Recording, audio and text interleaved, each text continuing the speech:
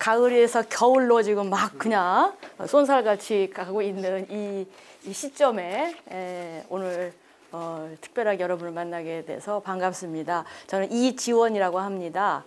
네, 제가 오늘 여러분들과 함께 할 이야기는 잊혀진 독립전쟁의 주역 여성이라는 주제로 저에게 강의를 의뢰를 하셨어요. 그럴 경우에 우리가 독립전쟁에서 그럼 여성들이 총을 들고 싸웠을까라든지 아니면은 독립전쟁에서 그러면은 여성들은 무엇을 했을 것인가. 그때 이제 주제는 이제 두 가지죠. 독립전쟁이라고 하는 것과 여성이라고 하는 이 두 측면이 우리로 하여금 조금 관심을 끄는 걸 겁니다. 이 둘이 만날 수 있는 지점이 어디일까라는 거죠. 그래서 우리가 그러면은 독립전쟁이라고 하는 거, 뭐 독립전쟁이 무엇인가에 대해서는 아마 첫 번째 이준식 선생님께서 말씀들을 하셨을 거고요. 그럴 때 우리가 독립운동의 방법에 여러 가지가 있는데 누구는 외교도 있다고 그러고요. 누구는 뭐 대중의 뭐 시위도 있다고 그러고. 그런데 이제 전쟁이라고 하는 거는 전쟁터가 있다는 거죠. 물론 은유적으로 모든 걸 전쟁이라 얘기할 수 있을 것입니다만 구체적으로 무력적인 행동이 벌어지는 현장에서의 승리는 직접적인 독립의 가장 효과적인 방법이 될 수가 있겠죠. 전쟁이라고 하는 건 이기냐 지느냐밖에 없지 않습니까? 아니면 중간에 휴전밖에 없는데 그럴 때 이게 결국 이기냐 지느냐는 과정에서 승리를 한다라고 하는 것은 바로 독립의 가장 큰 결정적인 기회가 되는 거는 맞는 거죠. 그래서 그런데 전쟁을 한다라고 하는 게 우리가 전쟁이나 아니면 군대를 생각할 때도 그렇고요. 전쟁을 하면 이제 군사가 있어야 되겠죠. 무력이 있어야 될 때 그때에 그들이 살아가는 어떤 삶의 균형이 있을 겁니다. 우리가 군대도 마찬가지 막사가 있고 뭐 거기에도 보면은 밥 해 먹는 데도 있고 그렇죠. 빨래하는 데도 있고 그리고 자는 것도 이러는 것처럼 전쟁이라고 하는 그 상황에 일상적인 모습이 같이 들어가 있다라는 겁니다. 우리가 그래요. 흔히 독립운동이다라고 하면 독립운동가는 뭐 1년 12달 하루 24시간 독립운동만 한다라고 하는 건 사실은 아니죠. 독립의 과정에 사건이 벌어질 때 준비하는 거 있지만 일상적으로 돌아와서 하루 삼시세끼 아니면 하루 두 끼 먹고 그죠? 안 아프게 바라면서 살아가는 일반 사람의 모습이라는 거죠. 그럴 때에 이 전쟁의 과정의 모습은 전쟁의 과정은 사람과 또 집단이 함께 움직이는 거기 때문에 거기에는 전장인 동시에 전투의 배틀필드 즉 전투장인 동시에 거기에는 일상이 같이 갈 수밖에 없다는 거죠. 자 그렇다고 한다면은 독립운동에서 드라이하게 아니면은 명분적으로 얘기했었던 그 많은 것들보다 일상 속에서 독립운동 어땠을까? 결국 독립운동을 하는 사람들의 생각의 의식이나 이런 것들은 나라를 찾겠다라고 할 때에 나라를 찾아서 어떤 나라를 만들 것이냐가 함께 들어가는 거거든요. 그래서 독립운동 해가지고 얻은 나라가 옛날 조선왕조로 돌아가자 이런 사람도 있을 것이고요.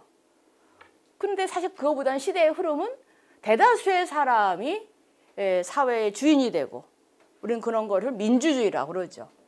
그래서 민주라고 하는 것은 이제 대단히 근대 사회를 설명하는 중요한 키워드일 것입니다. 그래서 그럴 경우에 민주의 모든 사람이 세상의 국민의 주인이다라고 할 때 그 주에는 남녀노소가 다 있는 거죠. 그거를 결정적으로 딱 못 박아준 게 바로 3.1운동 이후에 성립된 대한민국 임시정부의 임시의정원에서 나왔던 헌장이 있습니다. 3조가 되어 있습니다. 대한민국은 남녀노소 친분의 귀천이 없다라는 걸 명시합니다. 우리는 그런 거를 오늘날 뭐라고 그러냐면 공화국이라고 합니다. 그래서 대한민국은 헌법이 어떻게 되세요? 대한민국은 민주 공화국. 결국 독립운동의 과정에 그러한 지향이 있었기 때문에 독립운동 과정에 많은 사람이 참여할 수 있었던 것이고 거기에 남녀노소의 두 번째 남녀의 여가 들어갑니다. 물론 발음을 여남 할 수도 있겠지만 우리 입에 붙은 상투적인 거는 남녀니까 이럴 때 그 남녀가 결국은 독립의 현장에 있을 수밖에 없었다라는 것은 독립운동의 성격 자체가 우리 역사에서 민주주의의 발전의 역사와 일치되고요. 그다음에 많은 사람들이 사회에 동참하는 동등한 주권자가 되는 과정이 없었기 때문에 됐다는 거죠. 그럴 경우에 독립전쟁도 바로 우리는 전쟁하면 전투는 남자들이 하죠. 그래서 우리는 남성적인 관점으로는 남성적인 어떠한 그런 생각을 많이 하게 되는데 전쟁의 현장이 일제와 싸우는 결정적인 승리의 기회가 될 수 있는 곳이라는 점. 그다음에 전쟁의 과정에서 결국 우리가 얻고자 하는 독립된 국가는 많은 사람들이 잘 살 수 있는 그럴 경우에 이제 신분적으로도 양반 상놈이 없어지는 거고요. 그리고 남녀노소에 대한 그래서 이제 일제시대 때 독립운동이나 사회를 이해할 때 중요한 거는 독립이라는 국가를 찾는 민족주의적인 것도 중요하지만 결국 개개인의 사람의 소중함이 인정되는 그래서 어린이라고 하는 말도 그때 우리나라 20년대에 만들어진 거거든요. 옛날에는 어린이는 어른 말 들어야 돼라고 했다가 어린이를 중심으로 삼잖아요. 제가 지금 그 논문 쓰다가 왔는데 그러니까는 어린이라고 하는 말을 만들면서 세계에서 제일 먼저 어린이 인권 선언을 한 게 바로 우리나라입니다. 1922년에 했었고요. 근데 유엔에서는 1차 대전이 끝나고 나서 유엔이 아니죠. 그때 국제연맹이죠. 국제연맹에서 이제 흔히 제네바 선언이라는 걸 합니다. 그 24년이에요. 그리고 우리나라 22년도에 처음 어린이날 하고 23년도에 어린이 헌장을 내거든요. 그리고 거기 읽어보면은 오늘날 지금 유엔에서 말하고 있는 어린이 인권하고 똑같은 얘기를 벌써 하고 있습니다. 오히려 유럽은 전쟁이 끝나고 났으니까 전쟁 고아가 많았을 거 아니에요. 1차 대전이 끝나고 났으니까. 그런 전쟁 고아를 구하자 이런 차원이었다 한다면 우리는 대단히 사회 모두의 주인으로서 어린이를 부각시키는. 근데 거기에 중요한 건 또 뭐냐면 여성을 부각시키는. 이런 것도 함께 간다라는 거죠. 그래서 오늘 독립전쟁을 얘기하면서 여성을 얘기하는 것은 바로 전장과 일상이 교차되는 가운데에서 벌어지는 시대의 전환, 거기에 등장하는 여성을 얘기하려고 합니다. 그 여성들이 꽤 됩니다.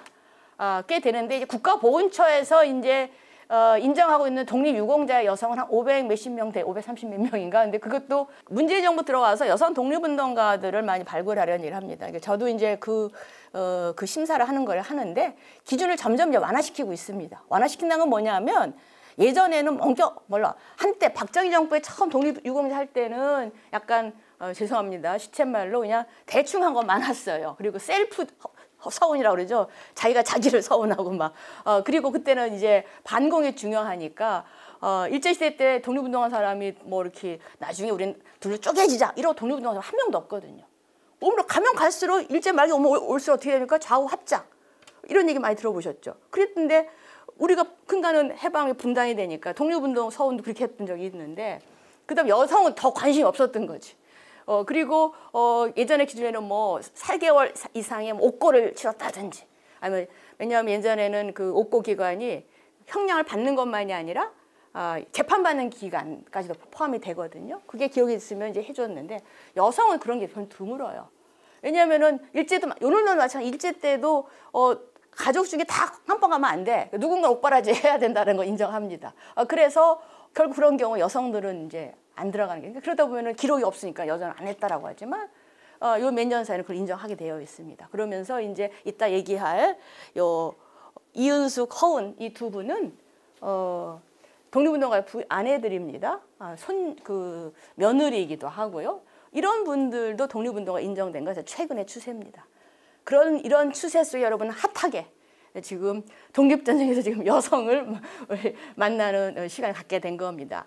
자, 그럴 때 오늘은 500 몇 명을 다 할 수는 없고요. 그다음에 오늘 이제 이 홍보문장과 유해 봉환 기념 특강과 연결된 것이기도 하고 그래서 그 4명만 일단 뽑았습니다. 4명 뽑은 거는 이제 주로 3분은 이제 초기에 있었고 그다음에 이제 그 만주 지역에서 활동했던. 물론 나중에 정정화 여사도 상해에 갔다가 나중에 이제 임시정부 충칭에 있다가 거기서 이제 해방 이후에 이제 한국하고 돌아오시거든요.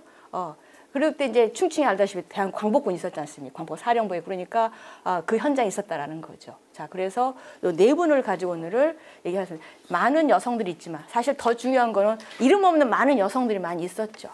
남자만 이름이 없는 게 아니라 여자도 이름이 없이 죽어가는 사람 되게 많거든요. 우리의 독립전쟁에서는. 자, 그럼 먼저 그 다음에 첫 번째로 할 이분은 바로 이분입니다.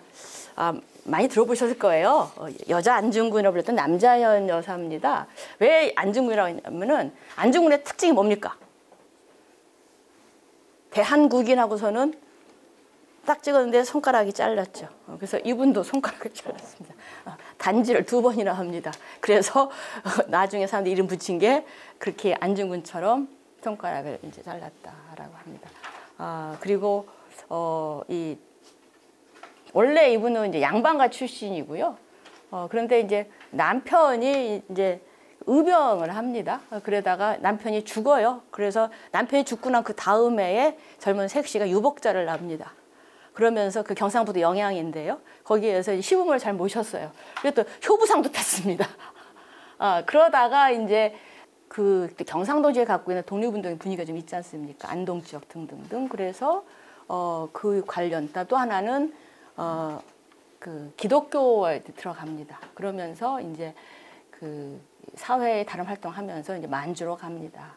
그다음 나중에 국내 잠입도 막 해요. 그래서 뭐 총독을 사이또 마코토, 그러니까 3.1운동 직후에 온 총독이 사이또 제등실이라고 그러죠. 사이또 마코토 총독인데 사이또 마코토 총독 암살 계획을 품고 군대까지 들어옵니다. 그때 나이가 한 50대입니다. 근데 이제 어쨌든 50대가 중요한 게 아니라 젊어서 활동을 했고요. 그리고 직접 무기를 들고 그리고 이렇게 들어왔다. 그래서 이 영화 많이 보셨죠? 응? 암살의 이 가운데 이 전지현이 있죠? 이 영화 처음 나왔을 때 한 몇 년 됐는데 이 영화 처음 나왔을 때 저렇게 총 들고 다니는 여사 독립운동가를 누구를 모델로 했을까 했을 때 제일 먼저 거론됐던 게 바로 남자연 여사입니다.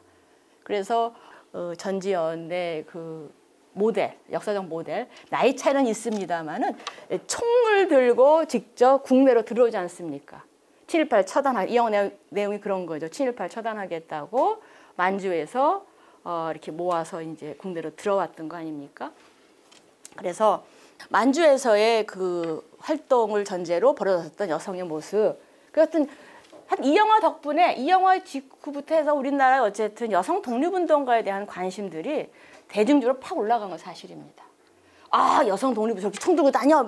얼마나 더 멋있게 잘 싸웠으면 탁 하고 또 뭐 보니까 또 아버지는 알고보다 친일파였고 뭐 이래가지고 이제 아버지를 죽일까지 하잖아. 결혼 미쓰코시 백화점, 지금의 신세계 백화점 그 저기 충무로에 있는 거기가 일본 미쓰코시 백화점 자리거든요.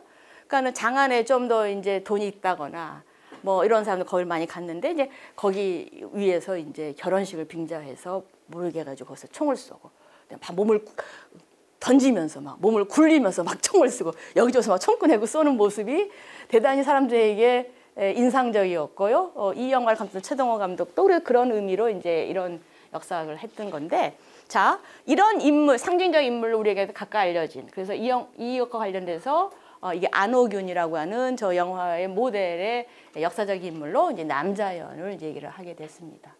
자. 근데 사실 이분 말고도 그렇게 하신 분들이 꽤 되긴 하지만, 그러나 이제 어쨌든 처음 알려졌었던 인물로 남자연 여사를 꼽고 있어요. 자, 그럴 때에 이분에 대한 거 여러분들에게 연표를 올려놨습니다. 보면은 1872년생이니까 1910년대 되면은 1818살에 이제 혼인을 하죠. 18살에 혼인을 합니다. 혼인을 하는데, 혼인을 하고 나서 이제 그 시절이 우리나라가 일제강점되기 전에 여러 가지 위기 상황이 벌어집니다. 주변의 나라들, 특히 일본이 메이지 유신 이후에 막 일어나죠. 그러면서 그들은 우리를 먹으려고 하는 동시에 누구와 또 싸우려고 그랬어? 중국.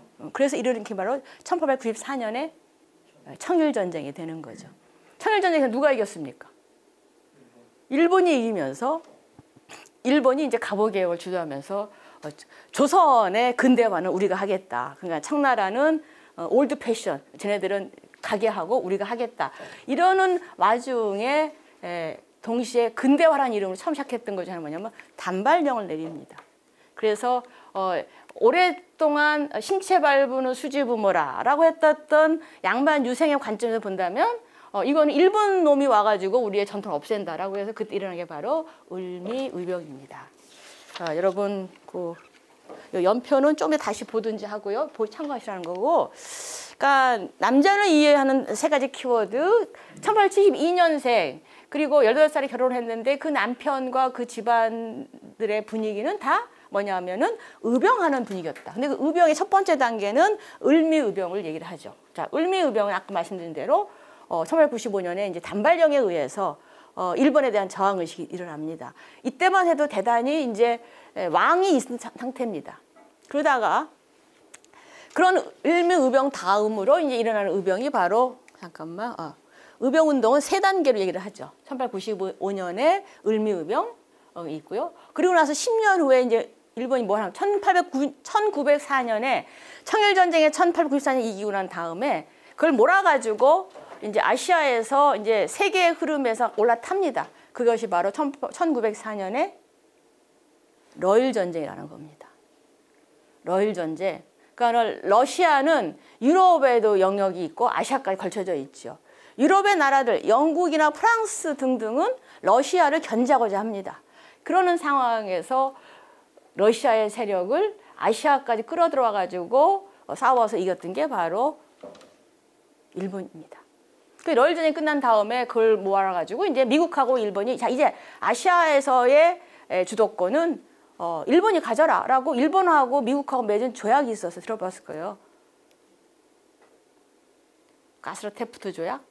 결국 을사의병은 뭐냐? 1905년은 러일 전쟁 이후에 일본이 국제사회에서 주도권을 갖게 인정하는 거야. 이제는 아시아 일본이 아니라 미국도 인정해 준다. 그래서 미국이 아시아 태평양 지금까지도 마찬가지입니다. 2차 대전 끝나고 나서 미국이 일본을 점령하고 지금까지도 이제 미일 동맹에 의한 것들이 아시아를 이끌어간 것처럼 그때부터 시작이 됐을 때에 그걸 기화로 해가지고 일본이 우리한테 강요했던 게 바로 을사조약이죠. 외교권을 박탈했던 겁니다. 그래서 이거에 대한 저항이 일어나는 게 바로 10년 전과는 좀 다른 레벨로 좀 강하게 일어나는 게 바로 을사조약에 항거하는 을사의병이 1905년에 일어납니다.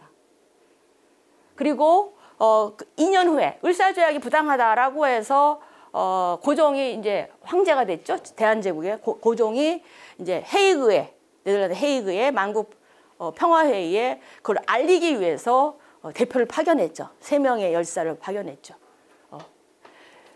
그 사실을 일본이 필미 삼아가지고 외교권을 갖고 있는 일본이 더 이제 강하게 한국에 대한 걸 쪼이기 위해서 이제 그 군대를 해산시킵니다. 그래서 일어나는 게 바로 그 군대들까지 그리고 고종을 퇴위시키죠. 그래가지고 그러니까는 1910년 한일합방이 된다 하더라도 그 이전에 이미 많은 부분의 한국의 실질적인 정치적인 외교적인 이런 권리는 다 없어진 상황이라는 거죠. 자, 그래서 거기에 세 번째 이제 그 1907년에 정미의병이 일어나게 됩니다. 그리고 이것이 이어져 가지고 우리가 아는 보도 본격적인 왜냐하면 군인들이 같이 일어나는 거니까요. 그리고 국가의 마지막 보루는 군대입니다.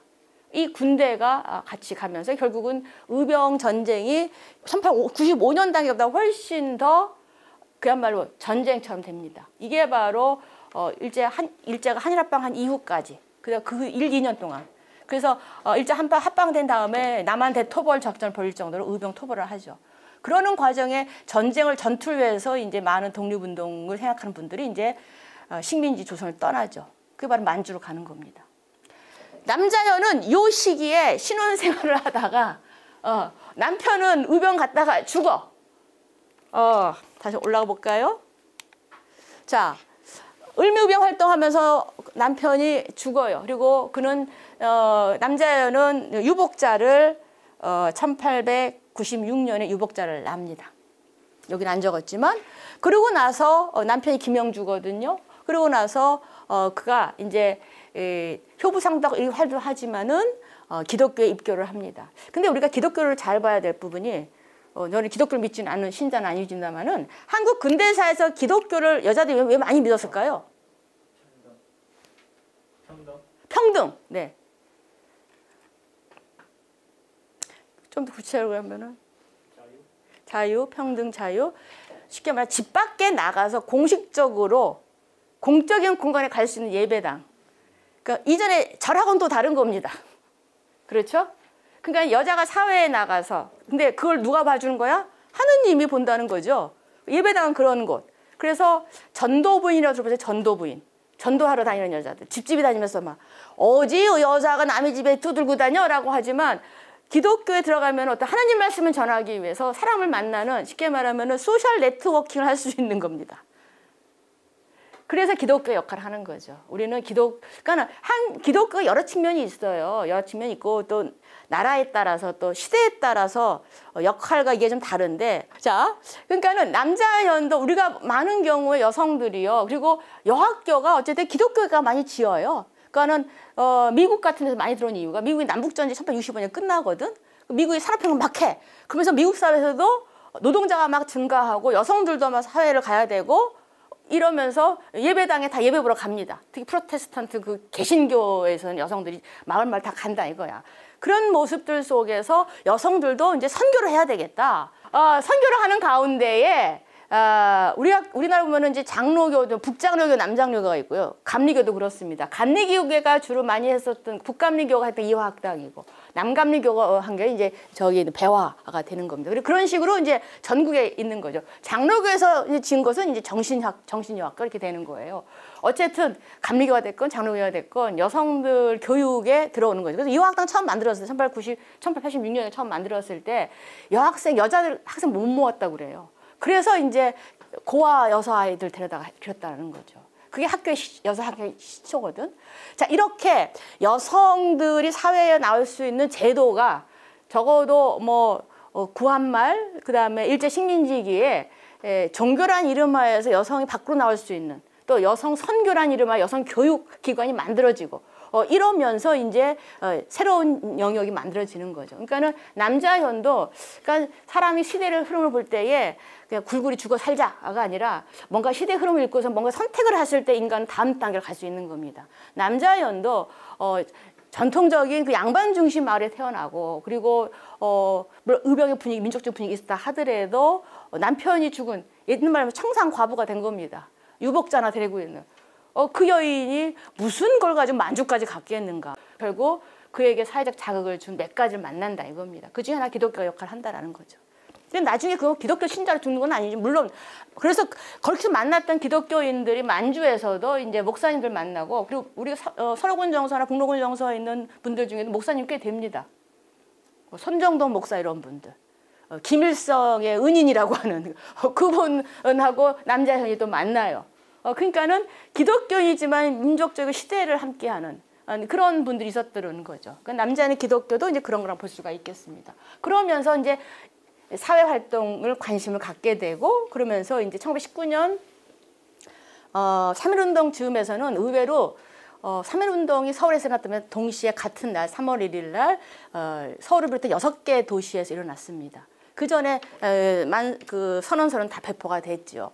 그런 가운데에 이미 일어날 것이라는 소문이 다 있었던 거죠. 그리고 1918년 말에 이미 전쟁이 끝날 것 같다 유럽에서. 그러면은 파리 강화회의를 하고 있다가 소문이 납니다. 그러니까는 뭔가 해야 되겠다라는 건 이미 그 전부터 있었던 거고 이러는 상황에서 남자연도 이제 경성으로 올라와서 사람들을 만납니다. 그런 가운데 아까 말씀드린 손정돈 목사를 만납니다. 손정돈 목사는 평양 숭실학교 출신이고요.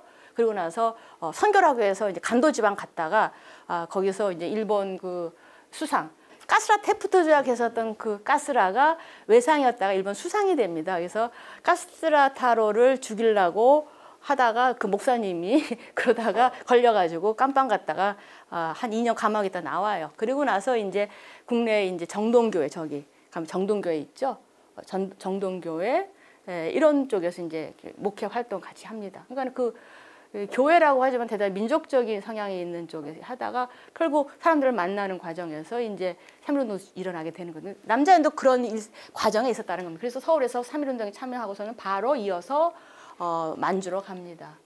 3.1운동 3월 1일 하루가 아니라 짧게는 습달, 길게 1년입니다. 그리고 여기서는 국내만이 아니라 해외에 있었던 동포들 사회도 다 일어나게 되죠. 그러니까는 우리는 지금 분단되어 있고요. 중국을 간다든지 이런 것들을 상당히 중국을 통해서 가는 걸 생각하는데 예전 사람들은 여기서 그냥 경성역에서 기차 타고 갈 수 있는 겁니다.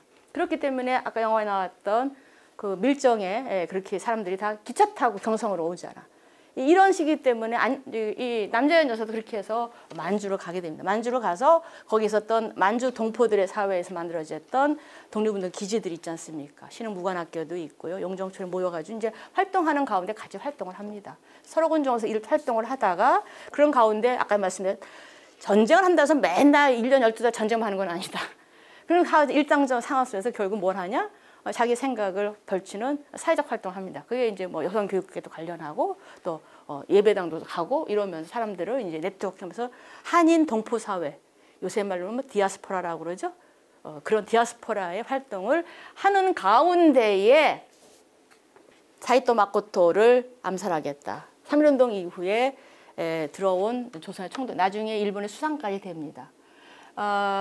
이런 과정에서 직접적으로 활동하는 가운데에 자기가 우리가 흔히 이런 역사에 보면은 이름 있는 뭐 다들 무슨 여성 대표로 나옵니다. 근데 여성 대표라고 하는 게 지금처럼 뭐 잘나신 분들이 막 나만 한다 이런 게 아니라 그 지역 사회나 그 한인 디아스포라 사회에서 활동하면서 각각의 파트의 역할을 맡으면 그냥 대표가 되는 겁니다. 그런 의미의 대표라는 것을 받아주시면 좋겠습니다. 그러면서 그 의지를 담아서 3.1운동 직후에 20년, 22년은 우리가 20년 청산리 봉오동 정토 일어나죠. 그 분위기에서 같이 있는 겁니다. 그래서 자기 의지를 담아서 잔지를 한다 이겁니다. 그래서 이제 그 여자 안중근이라는 말을 듣게 되는데 그 결의를 다졌다는 거죠. 물론 결의를 다진 방법 여러 가지 있겠습니다만은 이분이 단지를 했다라는 것. 그러면서 일상 속에서 있으면서 동시에 한편으로는 예배당도 여자 교육도 하면 계몽운동도 하지만 동시에 항상 기회가 되면은 조선의 독립운동이 할 수 있는 것은 최선을 다하려고 했었다라는 점. 그런 가운데 이제 국내 잠입 활동을 시작합니다. 그게 바로 이제 사이토 총독을 암살하기 위한 작업을 하는데 이런 과정 속에서 사실은 그게 실행을 못했죠. 그래서 실행됐으면은 사이토 총독이 죽었어야 되는데 그러지는 못했고요. 어쨌든 그런 가운데에서 실현은 못했지만 자 끊임없이 보세요. 조선혁명자 후원회라든지 이런 것들은 독립운동을 할 때에 각각의 이름으로 조선의 독립과 해방은 조선혁명이라는 말이 등장합니다. 이러한 것들이 공산주의자의 용어만도 아니고 사회주의자의 용어가 아니라 모든 해방을 얘기하는 많은 조선의 독립운동가들은 혁명을 얘기합니다. 혁명 없이 독립 없다. 혁명 없이 해방 없다. 이런 말들. 특히 20년대는 그런 용어들이 대단히 많이 사용됩니다. 20년대 이제 우리나라도 언론이 많이 등장하잖아요. 그래서 그런 문건들을 보면은 대단히 지금 보면 너무 과격하다 하는 용어들이 많이 등장합니다. 자, 어쨌든 그런 가운데서 그는 독립운동의 생활권 속에서, 독립전쟁의 생활권 속에서 살면서 사이토 총독의 암살도 시도하고 그리고 독립운동가들이 끊임없이 일본의 어떤 관원에 의해서 감시를 받게 되고 그러면 감옥에 가죠. 감옥에 가면 문제는 감옥에 간 사람들을 누군가가 또 옥바라지 해야죠. 끄집어내야죠. 지금 뭐 서대문 형무소 옥바라지 골목 없어졌죠. 그 흔적만 지금 남겨놓고 원래 그 예전에 박원순 시장이 거기가 민간 땅이지만은 보존하겠다라고 했는데 사실 그 민간의 그 재산권까지는 손을 못 댔었습니다. 그래서 개발하는 쪽으로 가고 한 구층에 지금 가보시면은 옥바라지에 대한 전시실만 조그맣게 되어 있습니다. 옥바라지 일상화된 독립전쟁 저항과 혁명과 이 가운데에 감방에 가면 반드시 뒤따를 수밖에 없는 게 옥바라지라고 구명운동하는 거라는 겁니다.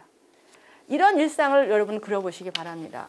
그럴 때 이런 것들 주도하는 많은 사람들이 실질적으로 여성이었다라는 거죠. 그래서 안창호나 김동삼이 감방에 갔을 때도 이들의 구명운동을 하는 것. 그게 지금 우리나라 뭐가 뜨냐면 80년대 이후인가요? 89년에 만들어진 민주운동 가족 협의회 이런 게 있죠. 민가협.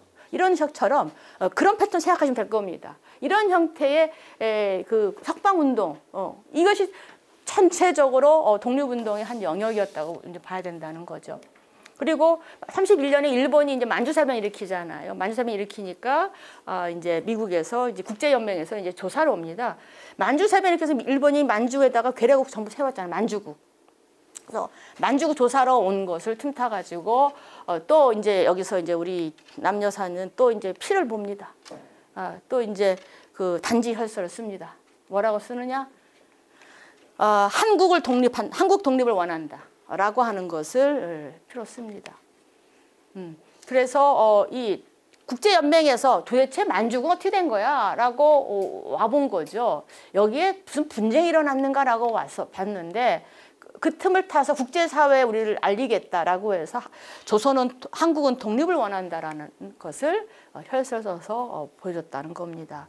자, 이런 것들 속에서 어쨌든 간에 이런 사건들은 알려지기 시작합니다. 그리고 더 끝에 마지막에는 그 일본국에 온 무토 노부요시라고 하는 일본 대사를 암살할 계획을 세우다가 체포됩니다. 체포돼서 6개월 동안 감방에 가 있습니다. 그러다가 하도 아프니까는 이제 우리 감방 가도 너무 아프면 병보석 내주잖아요. 신청할 수도 있고요. 그래서 6개월 감방에서 여기다가 이제 나옵니다. 나온 상태에서 얼마 안 돼가지고 하얼빈에서 죽습니다. 근데 이때 의미가 있는 게 요 상황 때문에 아마 나이가 먹었지만 아까 그 밀정의 그 안호균으로 한 이유가 나이가 들었죠. 33년이면은 몇 살이겠어요? 60이 넘었죠. 62이죠. 62인데 이게 일본에서 암살하기 위해서 무기로 운반하는 역할을 했었어요. 그리고 마치 거린 노파로 이제 분장을 해가지고 무기를 운반하고 그러다 잡힌 거예요. 그래서 6개월 동안 감방을 갑니다. 감옥 생활을 하다가 나와서 그 해에 죽습니다. 자, 이런 삶을 살았어요. 그런 여성의 모습입니다. 그래서 아까 얘기한 것처럼 남자를 이해하는 3가지 키워드. 그는 양반인 출신이고 양반 가문에서 살았던, 그리고 그 바탕에서 일어났던 을미의병과 관련되어 있었던 인물이고, 또 남편도 그 을미의병 때에 죽거든요. 그렇지만 동시에 그 다음 단계 그는 기독교 계몽운동이라는 거에 참여를 한다는 것.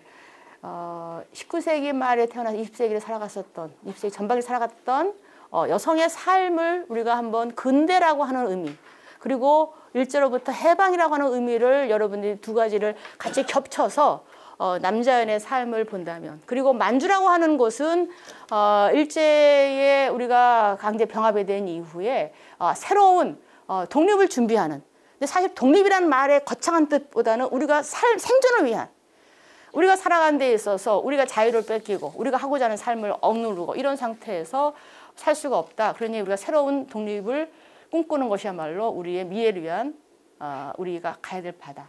쉽게 말하면 독립운동은 살기 위해 하는 겁니다. 살기 위해서 죽을 각오를 했던 거죠. 그래서 그들은 만주로 갔던 겁니다. 그래서 만주라고 하는 지역성, 그리고 거기는 일본의 직접적인 관원의 영향력이 없는 곳입니다.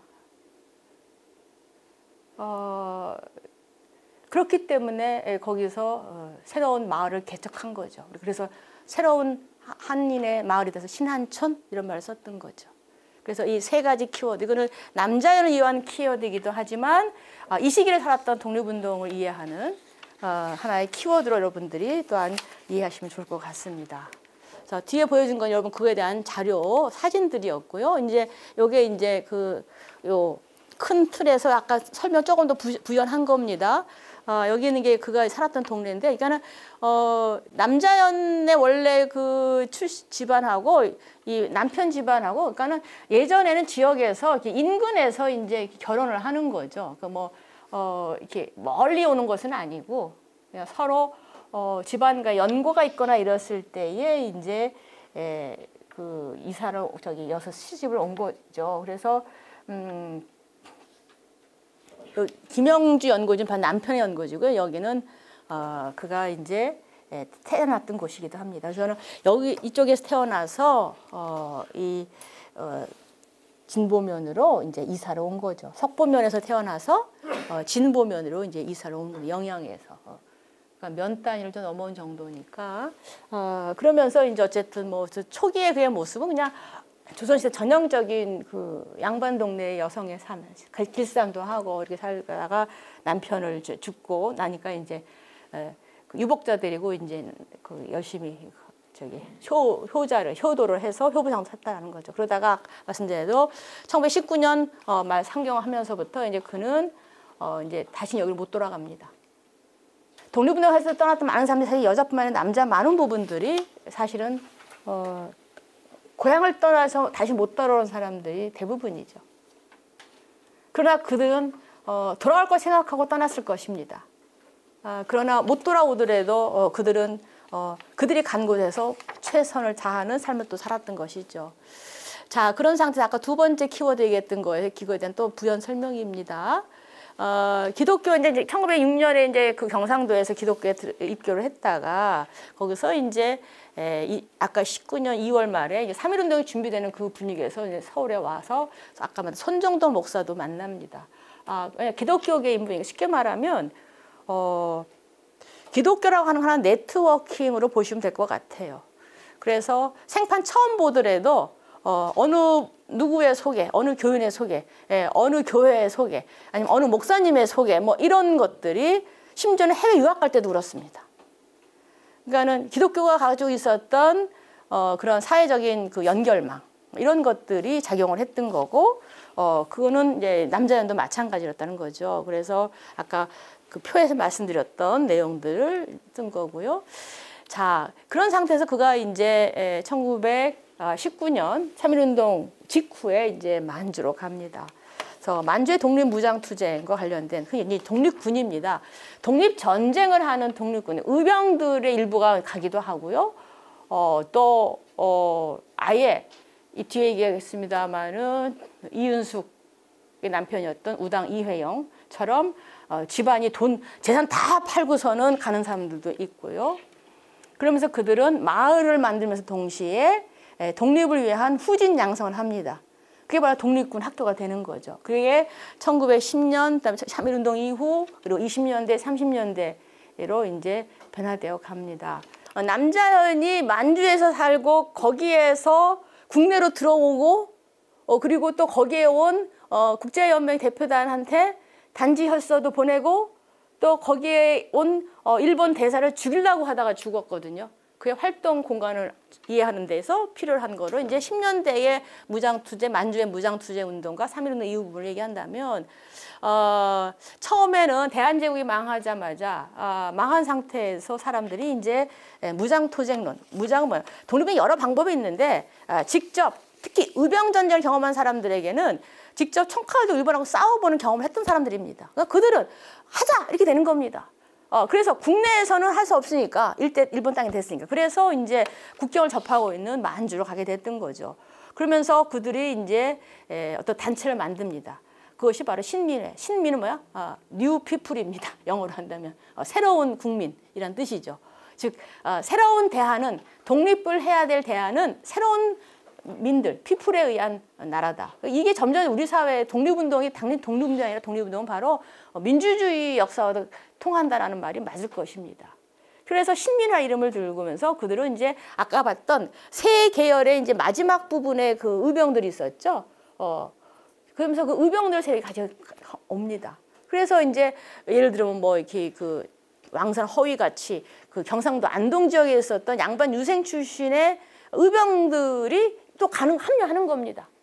자, 그러면서 여기에 이제 그들이 만들었던 이제 후사를 위해서 만든 학교가 바로 신흥 무관학교, 1912년에서 1919년까지 있었던 그 신흥 무관학교를 만들고, 그리고 이세를 위해서 만들었던 명동, 용정촌 알죠? 윤동주, 또 그다음에 문익환 목사 이런 분들이 성장했던 그곳에 명동학교를 설립합니다. 근데 이때까지만 하더라도 복벽주의 뭐냐면은 독립해가지고 다시 옛날 조선왕조 임금님을 모시자라고 하는 겁니다. 그걸 복벽주의라고 그래요. 왜냐하면 그쪽에 대한 나름대로 나라 하면은 임금님이 나라만 생각할 수밖에 없는 것도 있었으니까. 근데 플러스 뭐가 점점 등장하냐? 공화주의 아까 말씀드렸죠. 모든 사람이 신민회라는 이름 자체는 대단히 공화적인 이름입니다. 여러 사람의 신분이 동등하다라는 걸 전제를 하는 거죠. 그래서 10년대는 우리가 독립운동의 사상을 얘기할 때 독립운동이 왜 싸우느냐라고 했을 때, 나중에 독립운동이 왜 갈라지냐 했을 때도 보면은 독립운동을 해서 어떤 국가를 만들 거냐, 어떤 사회를 만들 거냐라고 하는 것에 대한 비전에 따라서 사상이 바뀔 수밖에 없는 거죠. 그래서 의병전쟁을 3번이나 경험했었던 한국인들에게는 다시 조선을 찾아야지라고 했을 때에 막연하게 그냥 임금님이 억울하다 이렇게 하는 생각을 하셔서 이제 복벽주의를 하는 쪽이 있고요. 주로 양반 유생들의 생각이라고 할 수가 있겠습니다. 그리고 이제 거기에 공화주의는 이제 새로운 민주주의 왕이 없어지고 모든 사람들이 리퍼블릭이 되는 이런 거를 생각하는 쪽이 등장합니다. 이게 성격이 등장합니다. 즉 독립운동 과정에서 독립운동 사상도 바뀌어가는 거죠. 그러다가 3.1운동 이후에는 점점점 공화주의가 우세해집니다. 그 공화주의 우세한 걸 마침표 딱 찍은 거 그게 바로 대한민국 임시정부입니다. 그 대한민국 임시정부에서 논란이 많죠. 뭐 한성에서 온 거, 또 블라디보스토크에 온 거, 또 상하이에서 했다가 결국은 상하이가 외교 활동하기 좋으니까 거기서 이제 그 프랑스 조계에서 만드는 거 아닙니까? 사무실을 만들고 그랬는데 그때 이념은 뭐냐면 이제는 대한민국 공화정으로 간다고 되어 있습니다. 그게 바로 독립운동 과정에서 변해가는 겁니다. 자, 그런 가운데 이제 3.1운동 직후에 그 여세를 몰아서 만주에 이민했던 이제 조선인 동포사회가 한 10만, 20만 원 되었던 것 같아요. 그래서 그들이 또 약간 말한 이런 학교에서 양성되고 나니까 그거를 세력으로 엮어서 이제 무장, 다시 말하면은 만주에서 무장 독립운동은 그냥 갑자기 온 게 아니라 아까 의병의 연장선상에서 온 거고요. 투쟁의 방법론에서 본다면. 그리고 또 하나 열기는 뭐야? 3.1운동 열기입니다. 그래서 20년에 이제 봉오동 청산리 전투가 일어나고 거기에 우리나라 3대 그 독립전쟁 중에 하나, 두 개가 여기 있는 거죠. 자, 그러면서 이것이 이제 발매가 돼가지고 빌미가 돼서 일본은 이제 그 간도로. 그때는 이 간도가 만주가 일본 땅은 아니잖아요. 만주국도 아직 안 만들어졌을 때야. 그러니까 거기에 출병하는 빌미를 삼은 겁니다. 그러면서 뭐 간도에 있었던 일본 영사관에 뭐 마적이 들어갔는데 그들이 알고 봤더니 뭐 조선인들이다. 그래가지고 그걸 구실내가 했던 게 바로 이제 이 경산 참변이 일어나는 거죠. 그러면 싹쓸이하게 되면서 결국은 여기 있었던 조선인 3,600명이 죽었다라는 얘기가 나오는 겁니다. 그러는 과정 속에서 어쨌든 간에 독립 또 피해서 이제 일본군의 토벌을 피해서 이제 가는 과정 속에서 결국 흩어져 갔다가 저기 러시아형 자유시까지 갔다가 나중에 돌아오면서 만든 게 바로 3.1운동 이후에 등장한 게 바로 여기 있는 3부입니다. 들어보셨죠? 3부, 신민부, 정의부, 참의부라는 이름으로 만주 무장 독립군의 조직을 정비합니다. 독립운동의 무장의 모습이라고 하는 게 누군가의 테러도 있을 수가 있죠. 의열단처럼. 그러나 조직적인 운동을 하려면은 거기에 맞는 조직이 필요한 거고요. 그리고 여기에는 조선 사람들이 모여 있는 것 때문에 그들을 마치 행정기구처럼 이렇게 운영하는 겁니다. 그게 바로 일종의 준정부기구처럼 하는 거죠. 결국 독립운동의 그런 경험이 바로 우리가 나중에 해방이 되고 나서 국가를 만드는 준비를 우리 이때부터 했다고 볼 수가 있는 거죠. 그러니까 독립운동이 단순하게 으쌰 싸웠다만이 아니라 그 과정에서 끊임없이 새로운 모색을 방략을 짰다라는 것. 그래서 3부로 이것이 이제 하면서 그 일본의 그 토벌 이후에 돌아와서 이제 3부 체제를 만듭니다. 그런 상태에서 이제 20년대 후반이 되면은 자 20년대 이제 일본은 문화 정치를 하죠. 그리고 나름대로 사람들은 왔다 갔다 합니다. 그럴 때에 자 만주의 독립운동 세력들은 일정하게 자 이쪽은 이제 그 러시아형이죠. 블라디보스토크 연해주 이쪽이고 여기 경계 두만강 이쪽은 이제 현재 중국 땅이지만 여기에는 어쨌든 한인 동포들이 이제 사는 곳들이 되는 거죠. 여기가 바로 독립군 활동하던 사람들의 이제 활동 근거가 되는 겁니다. 여기에 이제 한국 독립군의 이제 지청청 장군이 있었고 이분들은 다 이제 그 신흥무관학교의 교관들입니다. 그리고 이분들의 많은 부분은 또 한말 대한제국 때에 군인들이 또 갑니다. 그러니까는 그것 플러스 새로 이주해온 한인 동포들 플러스 살게 되는 거죠. 그러면서 이제 자 아까 말한 대로 이런 그 조직을 만들었어요. 그러다가 결국 일본과 싸우는 조직을 만들 싸움의 조직인 동시에 아까 독립운동은 전쟁터인 동시에 일상의 공간이라고 그랬잖아요. 그래서 여기에서 모여 사는 가운데서 이들을 이제 독립운동 일단 조직들을 이제 정비해 갑니다. 그러는 과정에 요 이름들은 다 띄어 못 드려도 여러분들이 요런 거 유일당 운동 여러분 신간에 들어보셨죠? 신간회가 바로 우리 20년대 나왔던 유일당 민족협동전선입니다. 그러니까는 운동 어느 정도 되고 나면은요 그 세력을 조직적으로 통합하고 뭔가 그 중앙집행위원회 체제를 만들어야 되는 게 발전 과정입니다.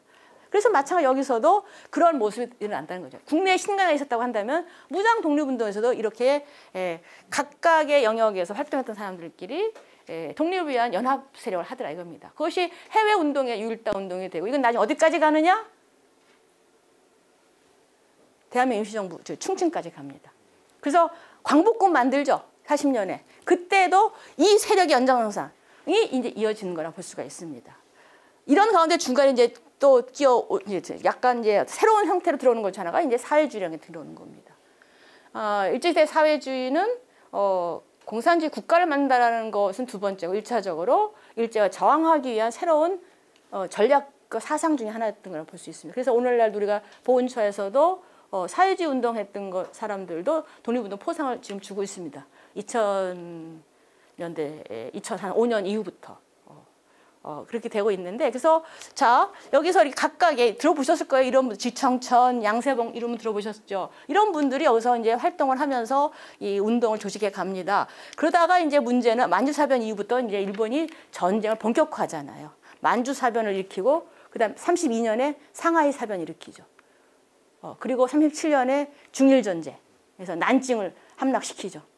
그러면서 전쟁이 확산되어 갑니다. 이 얘기는 뭐야? 싸울 곳이 많아진다는 얘기입니다. 30년대 이후에 그래서 항일전이 본격화된다. 우리가 초반에 독립운동의 무장투쟁의 부분은 아까 말한 대로 1910년 이후에 해가지고 20년대 초까지로 간다고 한다면 그 다음에 계속 이런 정치적 운동을 하는 겁니다. 독립운동을 하면서. 그러다가 전쟁터 본격화 커지는 거는 바로 뭐냐? 그것은 바로 중일전쟁 이후부터, 37년 이후부터라고 볼 수 있습니다. 이 얘기는 좀 이따가 이제 정정화 할 때도 나올 겁니다. 그러니까 이제 넘어갈게요. 그래서 이렇게 해서 결국 뭐냐? 이 만주에서 독립운동이 나중에 어디까지 간다? 중국 관나리 등 대한민국 임시정부에 합류하는 일부 세력이 된다 이겁니다. 그러니까 이런 식으로 흘러간다. 그래서 무장투쟁, 독립전쟁의 모습으로 이어지는 과정들 그 속에 남자연은 초기 그 만주의 독립운동의 현장에 있었고 그러면서 20년대까지 활동을 하고 32년까지 활동을 하면서 이 가운데서 결국은 마지막에는 일본 대사를 암살을 이게 당시 그 신문에 나왔던 기사입니다.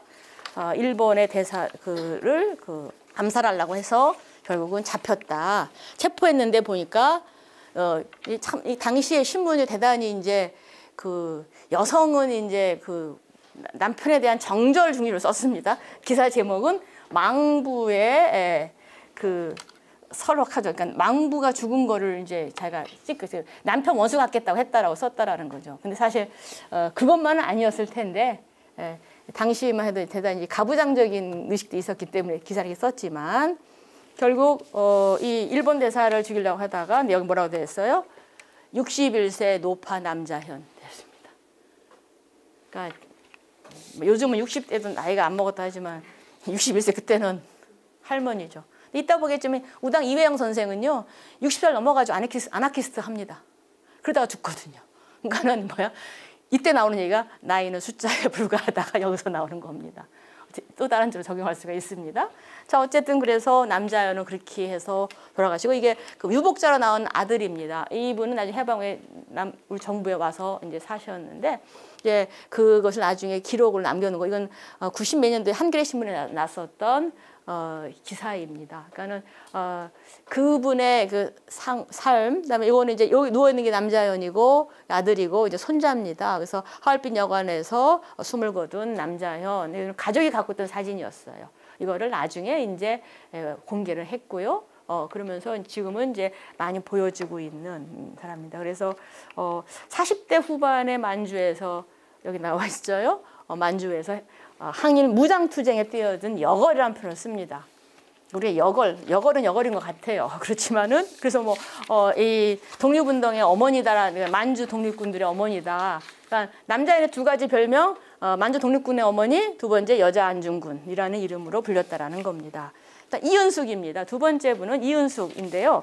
이은숙은 1989년에 공주 출신입니다. 근데 갓 20살 됐을 때 우당 이혜영하고 혼인을 합니다. 근데 우당은 그때 42인가 하나인가 그래요.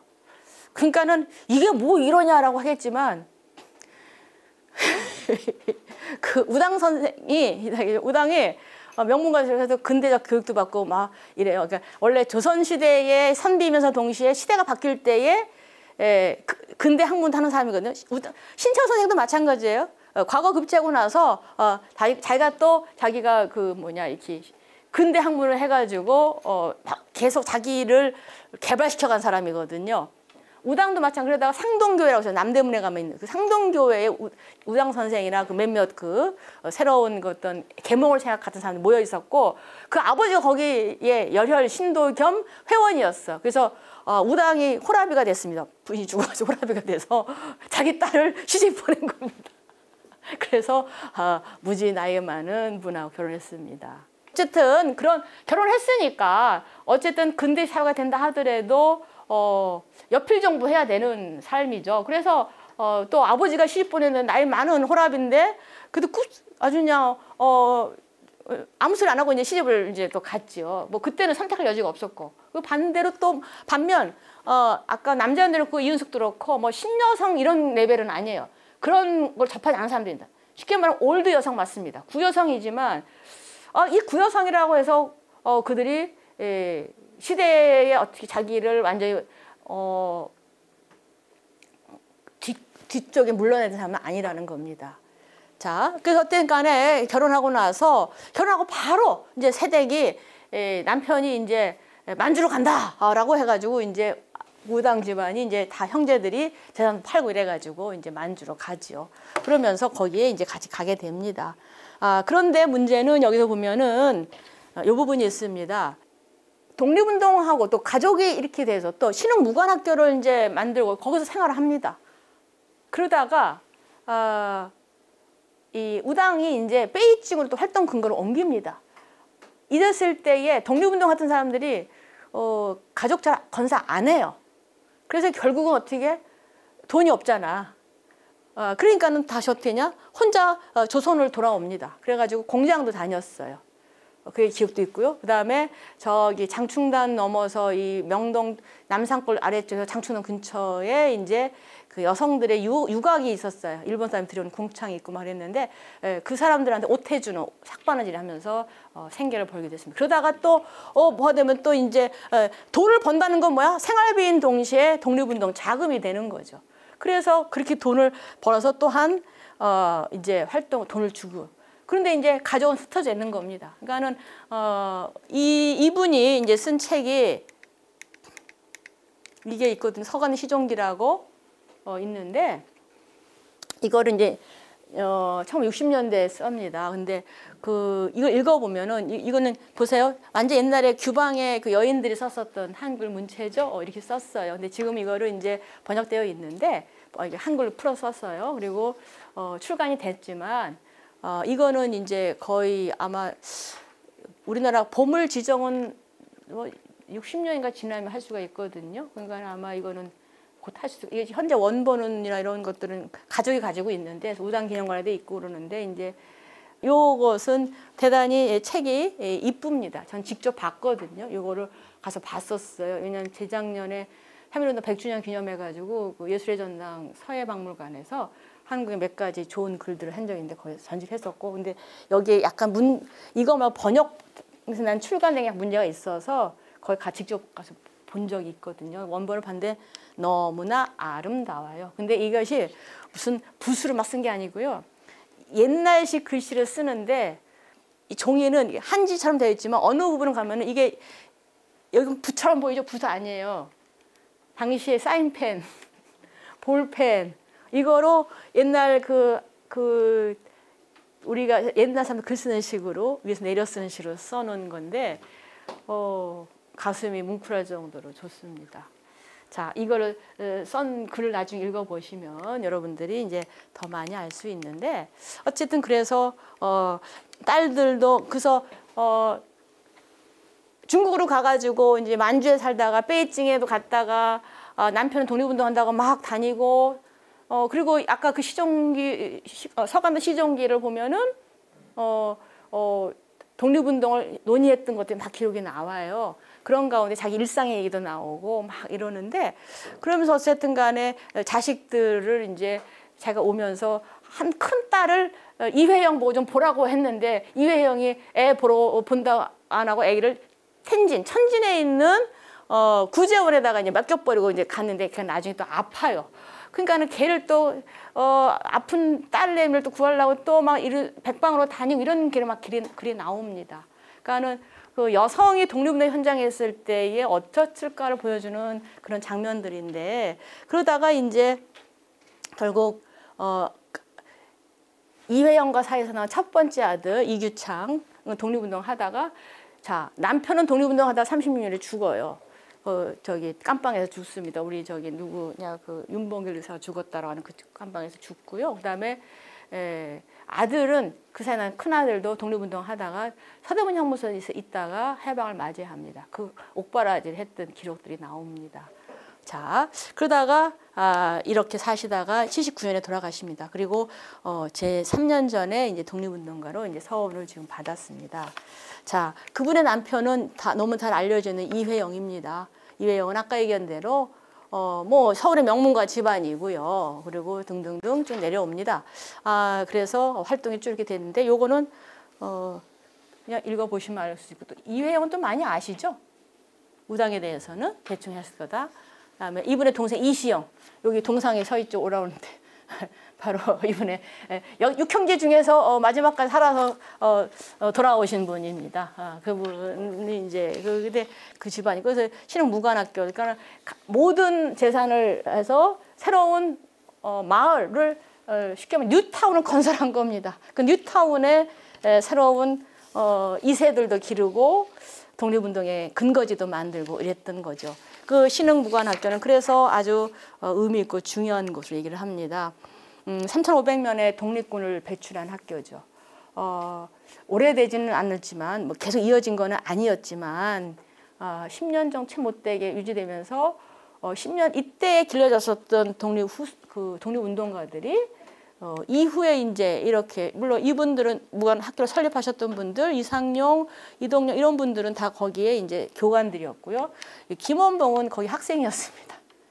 그러니까는 여기는 다 무장투쟁 관련된 분들입니다. 그러니까는 그래서 신흥무관학교가 그래서 중요하게 그래서 대한민국 정부에서도 신흥무관학교에 대한 것을 이제 크게 사업회까지 이제 운영할 정도로 되고 있는 거죠. 그래서 신흥무관학교는 자, 독립운동을 하는데 구체적으로 독립군을 길러야 된다. 독립군을 기르려면 어떻게? 독립운동에 일정 체제를 갖춰야 된다. 그래서 신한촌인 동시에 신흥무관학교는 독립운동과 독립군 기지 건설을 구체화한 아주 대표적인 사례로 꼽을 수가 있습니다. 아마 다른 나라 역사에서 이렇게 보기 힘들 거예요. 학교 체제를 만든다. 우리나라 사람들은 교육을 참 좋아합니다. 그리고 교육을 참 잘합니다. 체계적으로 하는 거죠. 왜? 후절 양성을 하면 어떻게? 유경사업. 뜻이 좋았던 거죠.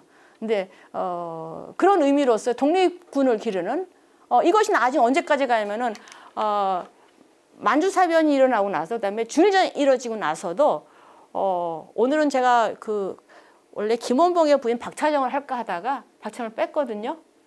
제가 그 박차정 글 쓴 것도 있어가지고 무장투쟁과 함께한 독립운동가 있는데 내륙에까지 점점 확대했을 때에도 거기서까지도 조선 군관학교를 세웁니다. 군관학교 학생이 유명한 사람 아는 이육사 알죠? 이육사는 바로 김원봉이 그 중국 관내에서 했던 조선혁명 군사 간부학교의 학생입니다. 쉽게 말하면 무슨 소리냐?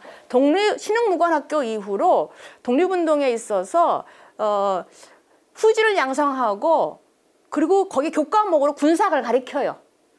그러면서 체계적으로 가르치는 걸 했다라는 겁니다. 그런 의미에서 우리의 독립운동에서 학교를 군관학교를 만들고 이런 무관학교를 만들고 이런 교육 시스템에 대한 거는 대단히 한국 독립운동의 특징적인 부분이다 볼 수가 있을 것입니다. 자, 이런 분들이 이제 신흥무관학교 졸업생이 나중에 한국 광복군 창설까지 이어지는 거죠. 그러니까는 교육은 그런 거죠. 처음에 시작은 미미하더라도 거기에 배출된 졸업생이 세상을 어떻게 바꿀지 모르는 게 교육입니다. 신흥무관학교에 3,500명의 학생들, 이름 있는 사람도 없는 사람도 있고 아까 밀정에 보면은 나왔던 또 한 명도 신흥무관학교 출신으로 나오죠. 그러니까는 그만큼 신흥무관학교가 꽤 많았다라는 얘기입니다. 그것이 만주로 간 독립운동가들의 삶에서 나왔다라는 얘기고요. 자, 이윤숙은 이런 가운데에서 어쨌든 그 서간도 시종기라는 글이 나올 정도로 이 서간도의 시종기 처음과 끝이란 얘기입니다.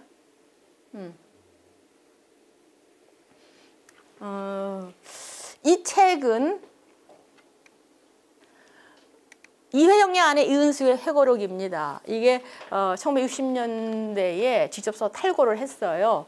그리고 이것을 1975년에 민족운동가 아내의 숙이 서간도 시종기라고 처음 출간이 됐었습니다.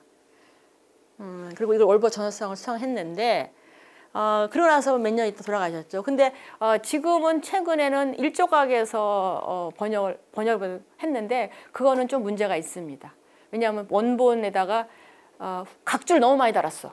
근데 각주가 아까 봤던 여기에 없는 내용들이 막 들어가 있는 것도 좀 있어서 저는 자료로 쓸 때는 최근에 나온 그 일조각 거보다는 예전 거를 보라고 싶습니다. 근데 그거는 이제 판본면이 없으니까 옛날 도서관에는 좀 있을 거니까 여기서 한번 원본을 좀 찾아보는 것도 의미가 있다는 생각이 들어요.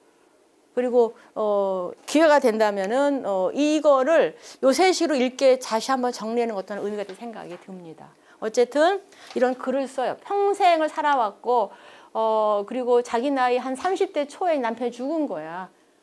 30대 초중반에 남편은 죽고 이회영은 죽고 그러면서 혼자 살면서 살아왔던 그 모습들. 그래서 여기에는 이회영과의 혼인과 신민회 초기 활동들, 그다음에 1910년대에 그 신흥무관학교를 가서 살게 됐었던 모습들 같은 것들이 쭉 써 있습니다.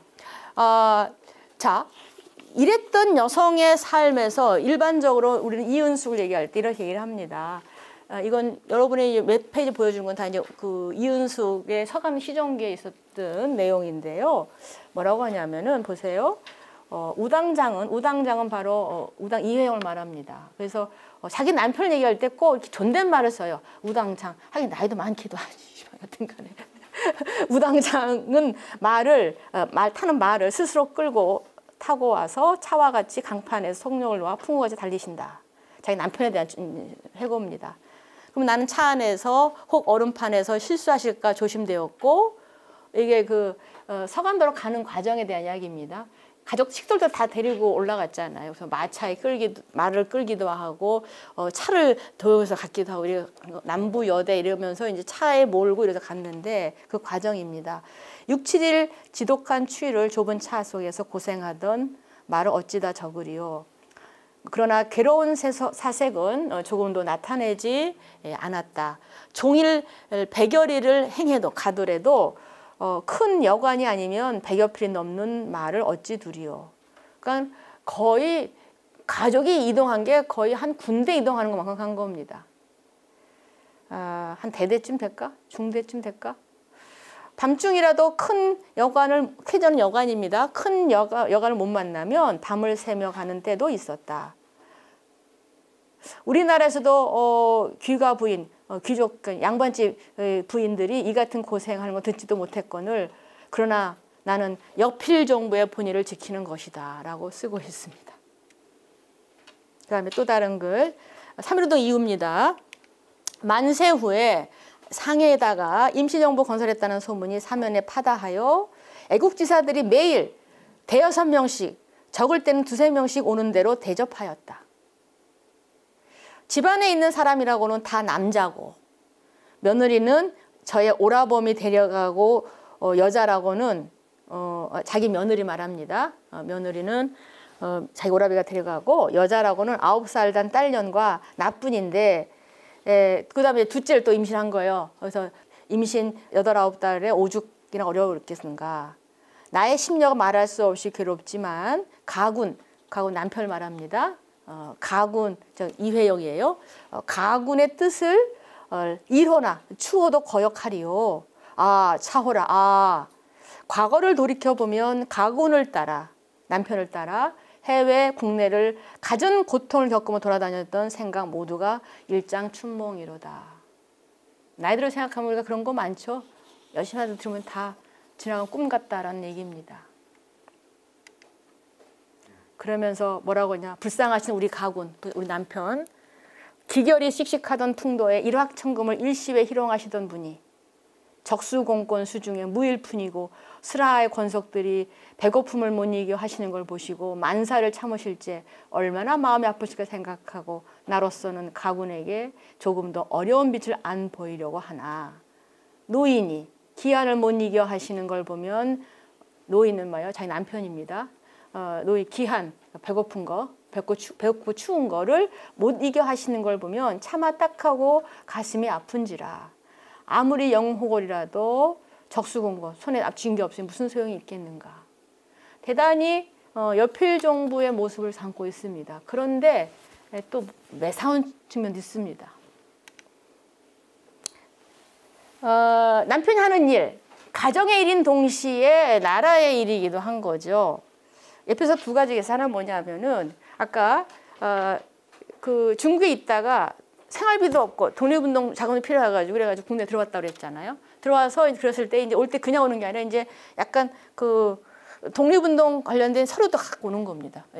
오품에다 갖고 이러다 걸려서 이제 경찰이 잡아가니까 점잖은 양반분이 왜 이런 서류를 갖고 다녀요? 라고 하니까 뭐라고 하냐면 당신네들에게는 이것이 나쁘다 하지만 우리 혁명 가족에게는 의례 있는 일이지 나쁜 것이 무엇입니까? 스스로 모두 혁명 가족이라는 독립운동 가족 혁명이다.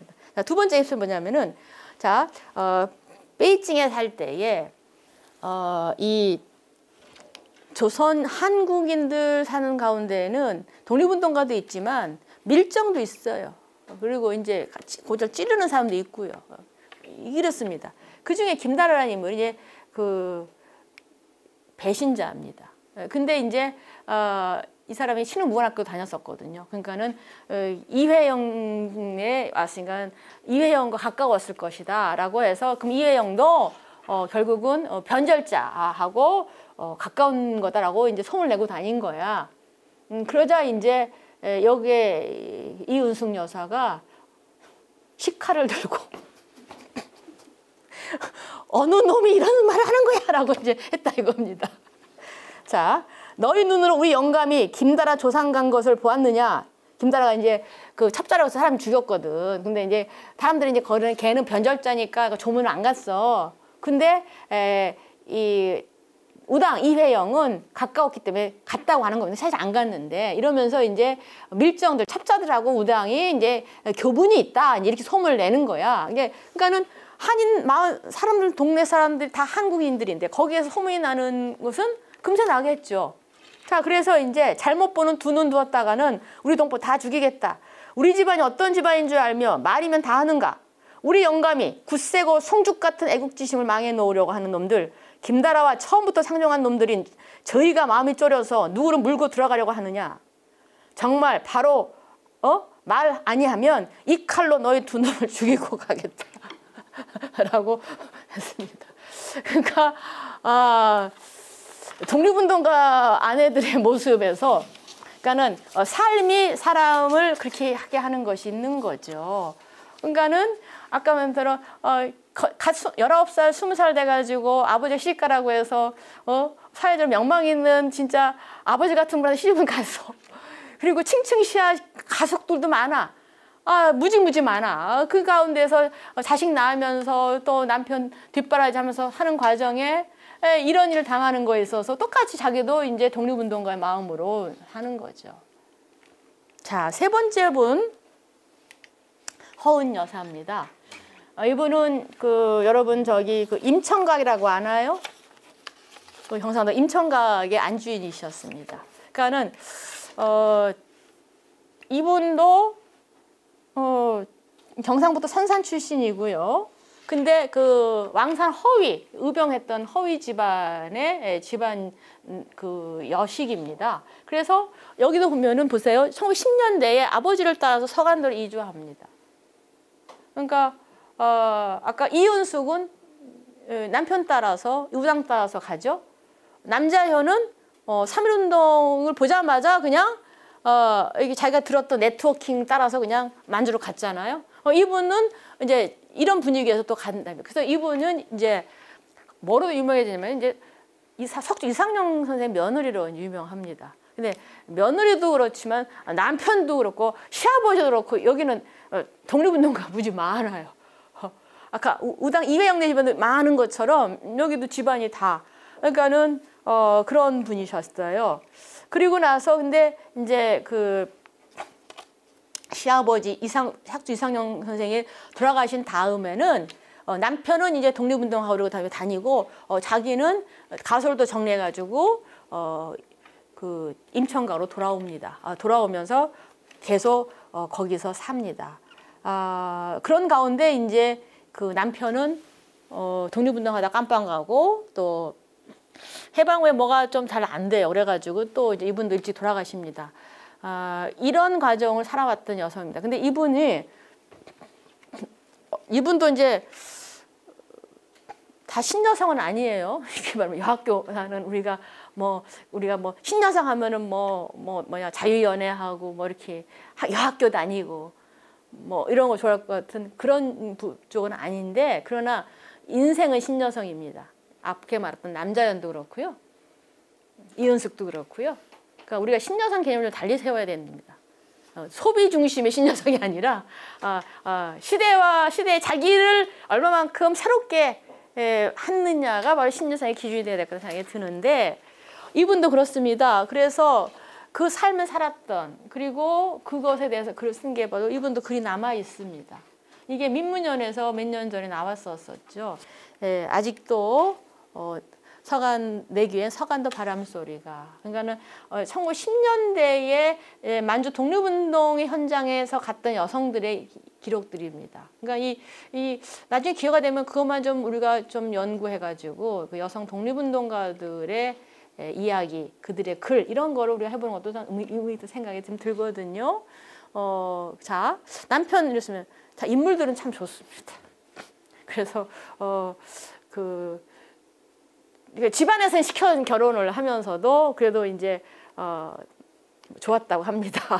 그런데 그래서 이제 그 이야기를 쭉 쓰면서 그다음에 시할아버지 같은 분과 얘기를 하는데 이 아직도 내견 서간도의 바람소리는 아까 이은숙 여사의 서간도 시정기처럼 독립운동 현장에 있었던 그리고 독립운동가들과의 실제적으로 했던 삶의 이야기가 많이 기록되어 있습니다. 여기 그 내용입니다. 설어군 정서 아까 그 만주 지역에 있었던 설어군 정서에서 의복도 어떻게 했냐? 설어군 정서에서는 의복도 모두 단체로 만들어서 군정서 조직원들에게 배급해 주었다. 부녀자들은 동원되어 흙 광목과 솜뭉치를 산더미처럼 사서 대량으로 생산했다. 일본의 감시를 피하기 위해 중국식 검정 두루마기를 만들어 입히곤 했다. 이 두루마기 한 벌을 받으면 다 해지도록 입곤 했다. 중국식 복장이 한국인이란 표도 잘 안 나고 한복보다 활동하는 데에도 더 편했다. 나도 그 옷을 숱하게 만들었다.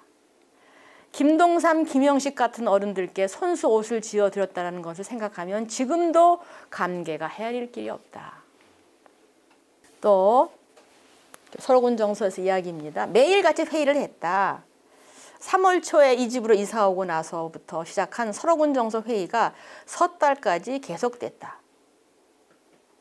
설어군 정서는 서간도 땅에서 독립정부 역할을 하던 군정부가 임시정부 쪽과 합치면서 개편된 조직이다. 이 곳곳에 여러 단체가 있어서 아까 정의부 3부 얘기했었죠. 정의부, 통의부, 또 군정서, 자신계 등으로 나뉘어 활약했다. 통신원들이 보따리를 싸 짊어지고 춥고 덥고 간에 밤낮으로 우리 집을 거쳐 다녔다. 만주 일대 정객들도 전부 내왕했다. 그 정객들 조석은 집에서 드실 때가 많았다. 그리고 가끔은 나가서 먹을 때가 있었다. 방이 비좁아 정객으로 오신 손님들은 십리거리 또는 오리거리에 숙소를 정해두고 출퇴근하도록 했다. 즉 설어군 정서 3부 체제를 만든 회의집이 바로 이 사람의 그러니까 이상용 선생님이 계셨으니까 이 집에서 그러니까 그분들의 밥을 다 이제 해주고 어쨌든 또 옷도 지었고 이렇게 했다는 거죠. 그런 가운데 독립운동가 마을의 일상도 있습니다. 그 신안천, 신흥무관학교 다 같은 영역들이거든요. 여기에서 있었던 건강에 안 좋고 한번 풍토병이 불면은 우리가 코로나 이상으로 무서운 거죠. 그해 5, 6월이 되자 동네 사람들 모두 발병했는데 흔히 수토병, 풍토병이라는 거죠. 라고 해서 또는 만주에서 생긴 만주열이라고도 했다. 물 때문에 생긴 전염병 같았다.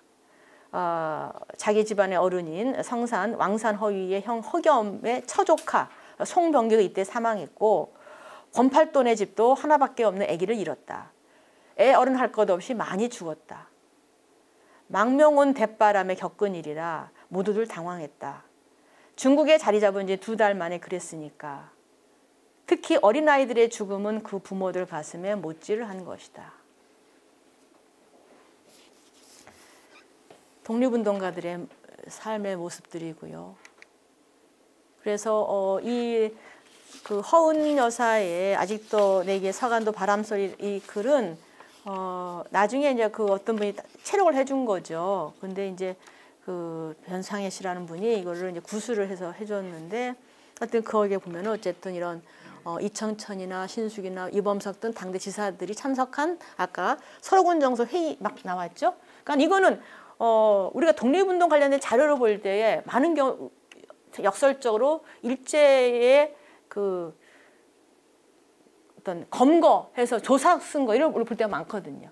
그러니까 당사자들의 기록을 보는 게 사실 좀 드뭅니다. 물론 임시정부의 독립신문도 있기도 하고요.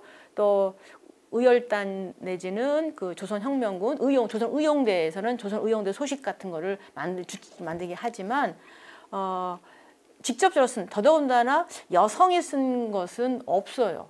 그 중에 이 두 책은 또 하나 일단은 이제 정정화의 장강일 같은 거는 그 독립운동의 또 다른 실질적인 모습들을 볼 수가 있는 게 있다는 겁니다. 자, 그래서 여기 보면은 여러 가지 독립운동 관련된 일화들이 여기 쭉 많이 나옵니다. 그래서 독립운동 이해하는 대단히 일상적인 모습들을 이제 우리는 볼 수가 있습니다.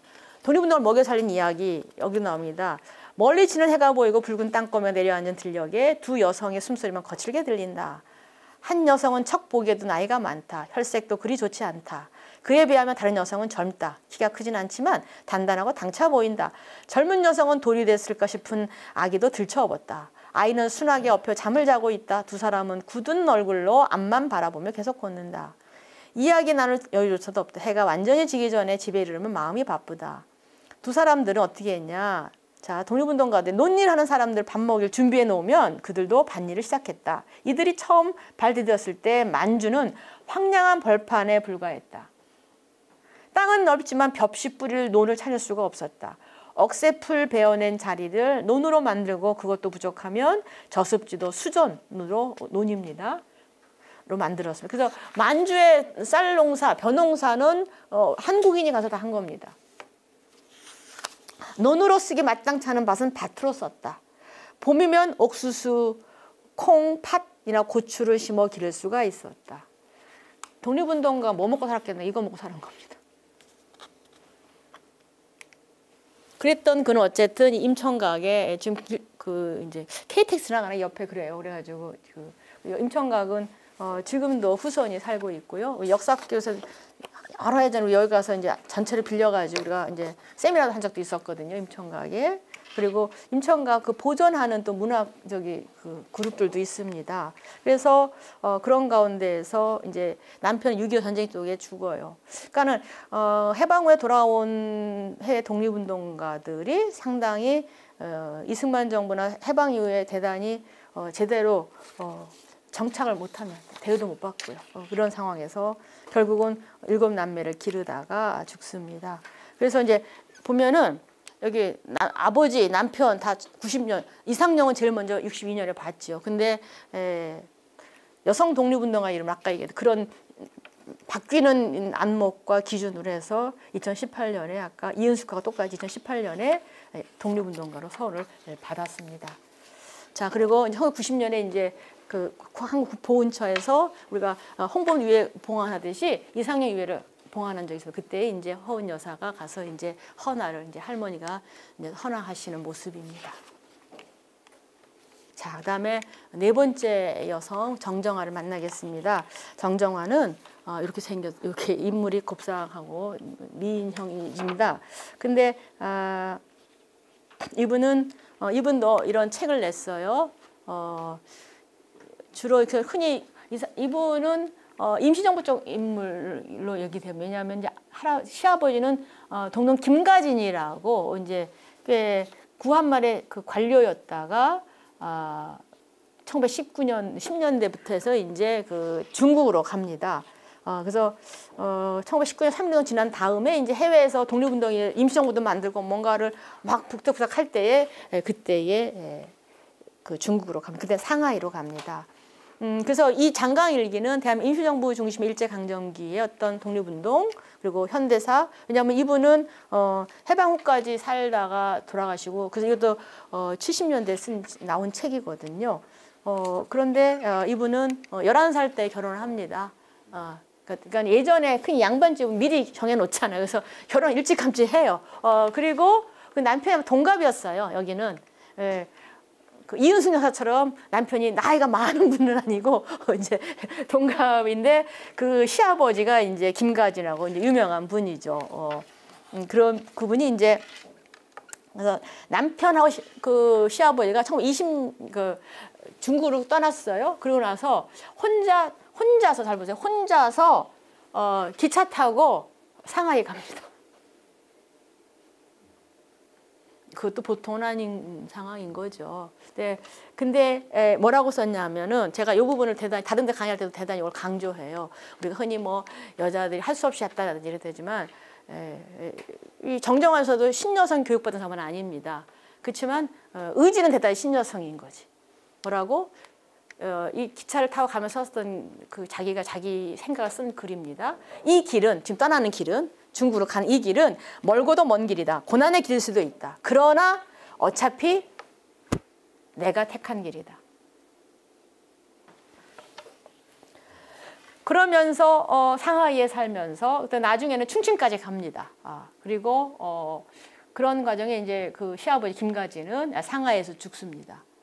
그리고 남편은 계속 임시정부의 일을 하다가 해방 후에 이제 같이 돌아옵니다. 자, 그러면서 그는 보면은 자, 우리가 임시정부 하면은 상하이 임시정부터 가보신 분 있을 거예요. 거기 가도 그렇고요. 충칭을 가도 이렇게 옮겨가는 곳이 보면은 그냥 살림집들입니다. 뭐야? 거기는 같이 그냥 일상생활 하는 거예요. 가족도 있는 거고요. 아기들도 있는 거고요. 이렇습니다. 그 과정이 함께 가고 있는데 그래서 독립운동하면서 일을 한다는 것 자체가 독립운동가들이 사는 사무실 자체가 그냥 개인집이에요. 상하이 임시정부 것도 개인집을 지금은 이제 그 동네가 뭐 나가면 카페도 많이 그렇거든요. 근데 거기가 이제 민간의 집을 빌려가지고 그냥 집이 싸니까 프랑스 조개가 집이 싸요. 그래가지고 그 근처에 얻었다라는 겁니다. 그래서 이제 그 지역에 살면서 거대한 독립운동의 과제도 하면서 동시에 소소한 일상의 살림살이들을 합니다. 그리고 정정화도 이은숙과 마찬가지로 살림살이의 경비를 마련하기 위해서 압록강을 건너서 국내로 몇 번 들어옵니다. 그러니까는 여성 독립운동가를 우리가 인정하는 이유는 일상 속에서 필요한 부분에 있어서 몸을 내던졌다는 겁니다. 직접 총칼을 들고 싸운다는 것이 아니라 실질적으로 독립운동의 중요한 여러 요소들을 맡았다는 겁니다. 그러면서 국내에 들어오고 그런 가운데에서 6차례나 국내에 들어옵니다. 정정화는. 그리고 돈 모아가지고 갑니다. 이거는 그러기 위해서 누구랑 위장으로 부부인 척도 하기도 하고요. 막 이런 게 이제 나오거든. 어쨌든 위험을 무릅쓰고 해서 돈을 가지고 이제 상하이로 갑니다. 상하이로 갔다가 거기서 이제 이 정정화는 계속 임시정부와 관련돼서 살아갑니다. 그래서 27년간 대한민국 임시정부를 따르면서 온갖 일을 합니다. 임시정부가 이제 활동 갔던 길인데요. 정정화 일가도 그거 똑같이 갑니다. 그래서 마지막에는 이렇게 해서 상하이 가서 소재에서 난징으로 갔다가 난징 함락되고 나서 다시 또 내려서 난징에도 임시정부 사무실 있었거든요. 한때.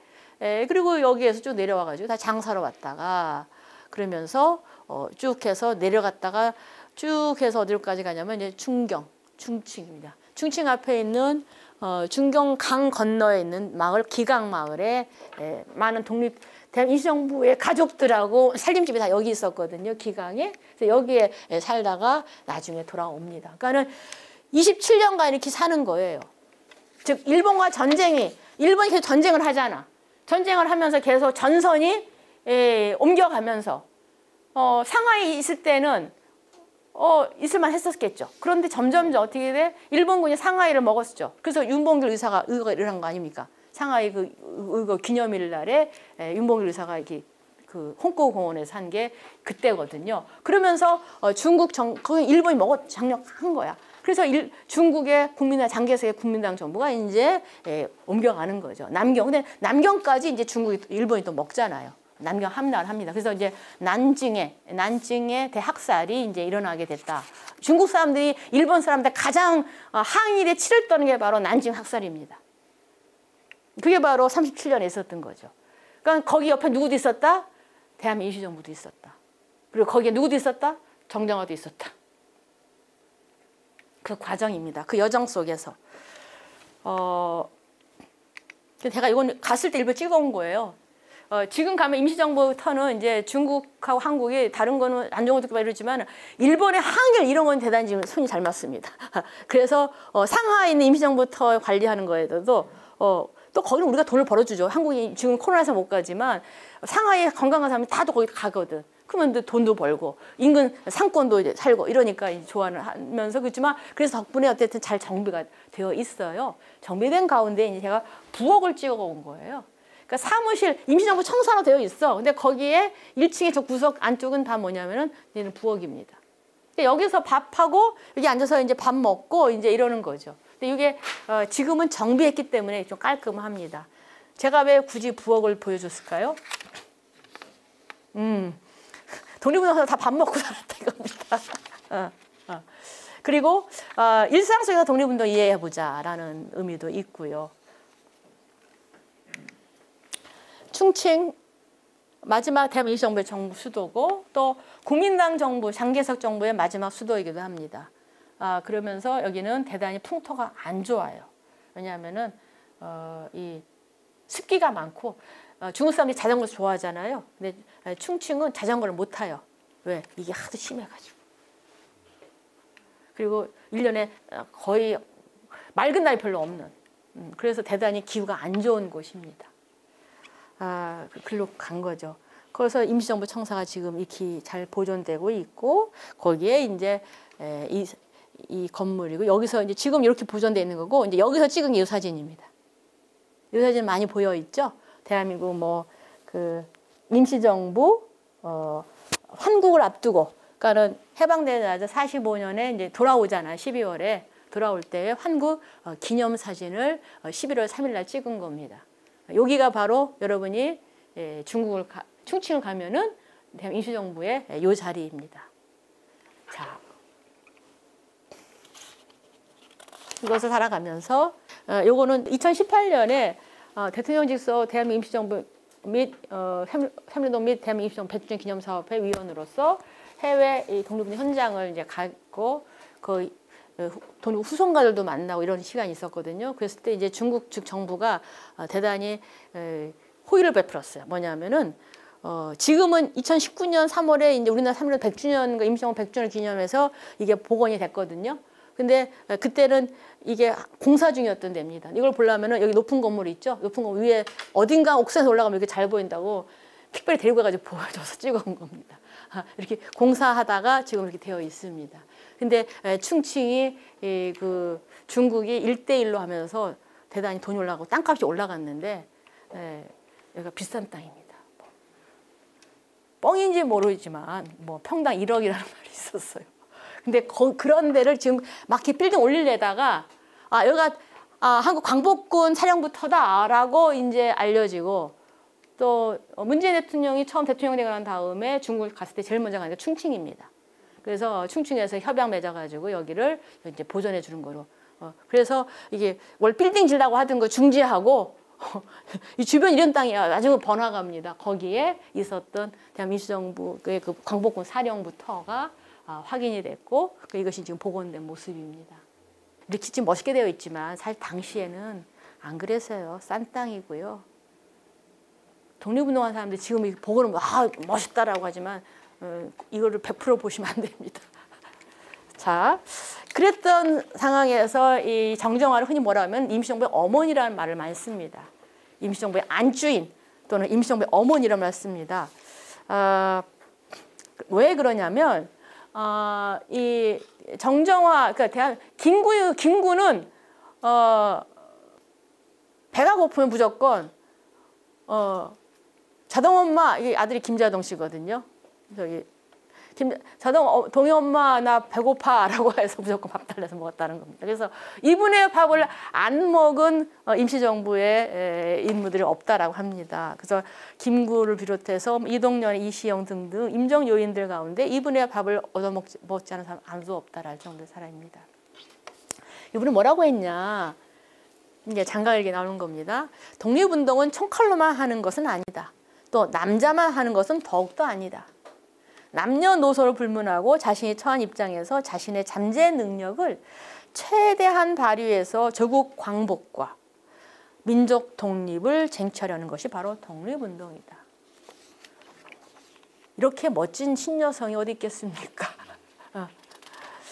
자, 결국 그는 아까 27년 동안 임시정부가 이동하면서 가는 과정의 삶을 살았다 얘기를 했습니다.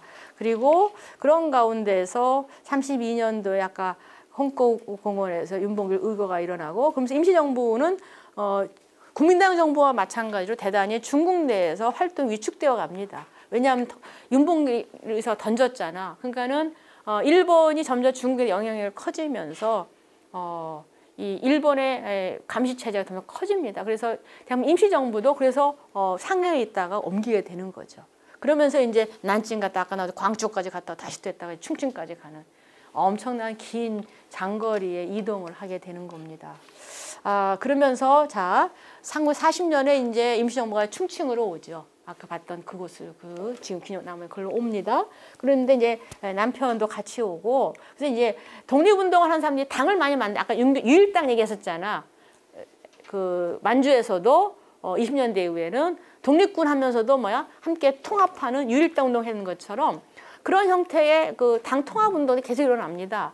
이러면서 이제 당은 세력을 조직화하는 게 당입니다. 그리고 당은 바로 민주주의 사회에서 정당 정치라는 중요한 기반이 됩니다. 그러니까 거기까지 생각하면서 독립운동 하고 있는 거예요. 그런 가운데 이제 이런 당을 만들면서 남편은 김의안입니다. 김가진 선생의 아들인데 그런 가운데 1940년에 38년 이제 9년에 이제 태평양 전쟁이 벌어지잖아요. 그러니까 일본이 전쟁을 확산시킨 거지. 그러면서 이제 연합군까지 개입하게 되는 겁니다. 그러면서 미군도 들어오고 영국군도 들어옵니다. 그런 지금 보고들이 지금 남아 있죠. 자, 그런 상황에서 이제 대한민국 임시정부도 충칭해서 이제 한국 광복군을 재건하게 되는 겁니다. 근데 이 재건된 한국 광복군은 좌우합작적인 겁니다. 그래서 김원봉의 조선의용대도 일부는 태양산으로 가지만 김원봉은 대한민국 광복군의 제1지대장으로 합류합니다. 그리고 한국 돌아올 때도 한국광복군 제1지대장의 신분으로 국무위원의 신분으로 임시정부 국무위원 신분으로 45년 12월에 환국을 하게 되는 거죠. 자, 좌우합작의 모습이었고 이랬을 때 그때의 그 정정화 여사는 자, 한국광복군하에서 일정하게 여성들을 조직합니다. 아까 독립운동 한다는 독립운동 사람들은 독립운동가만 있는 게 아니라 거기에 가족들도 있고 일상에 함께 가더라.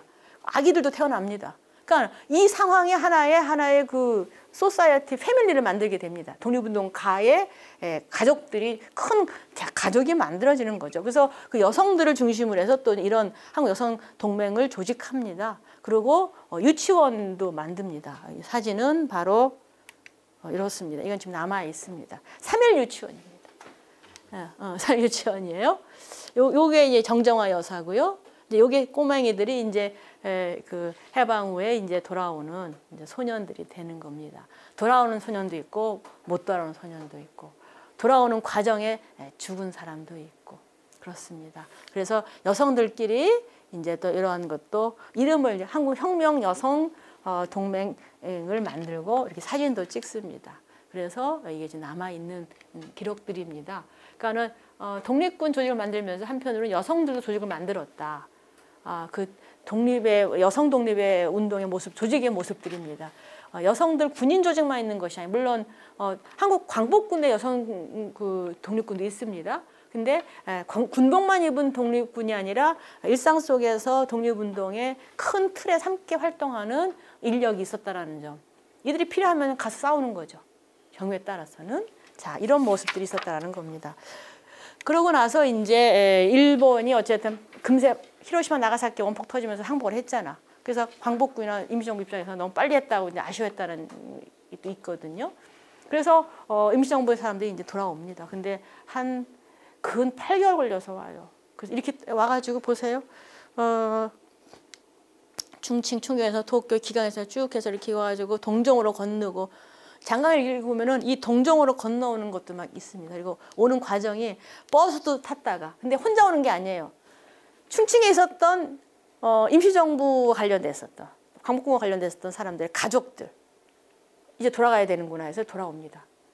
다는 같이 못 오지만 거의 뭐 버스 대열 차 대열이 막 일 정도로. 근데 그 과정에서 돈도 많이 들었겠고 힘도 들었고 고생하면서 안 되면 가다가 끊어지면 걸어서도 오고 이래 가지고 어디까지 왔냐 이렇게 해서 이게 해가지고 상하이까지 옵니다. 상하이에서 배 타고 부산에 옵니다. 46년에 그때 들어옵니다. 근데 들어오고 나서 이제 돌아가시 전의 모습인데 돌아온 그 해외 독립 전쟁 현장의 사람들이 이 정정화 여사도 그중 하나인데 이 뭐냐 해외에서 독립운동할 때는 같은 동포라는 이름 안에서 같이 운동합니다. 아까 좌우합작도 했다고 했잖아요. 그런데 돌아온 곳은 이제 미군정화에서는 이거 빨갱이 아니야? 첩자. 그래서 이분이 감방도 가요. 오자마자. 왜냐하면은 해외 독립운동할 때 오면 옛날에 공산주의 했던 사람도 있고 막 이렇잖아요. 이러니까는 특히 이제 38선 있는 상황에서 북쪽에서 온 사람을 만났다. 옛날 같으면 해외에서 할 때는 당연히 독립전쟁을 하면서 그들과 함께 밥도 먹기도 하고 안 되면 밥을 주기도 하고 이랬던 관계일 수 있고 또 소식을 서로 전할 수 있는 거죠. 근데 이런 걸 묻는 과정에서 당시 이제 그분이 와가지고 서울 해화동 근처에 있었거든요. 도남동 넘어오는 쪽에. 근데 거기 경찰들이 와가지고 이제 그 미군정화에서 경찰은 어떤 경찰인지 여러분이 대충 좀 아시죠. 그러니까는 그런 상황에서 그런 첩자 내지는 이런 저쪽의 인물로 해서 그런 식으로 자기 밥을 안 먹은 임시정부 요인이 없을 정도지만 그런 거는 돌아온 해방의 현장에서는 별 의미가 없었습니다. 그래서 고생을 좀 했었어요.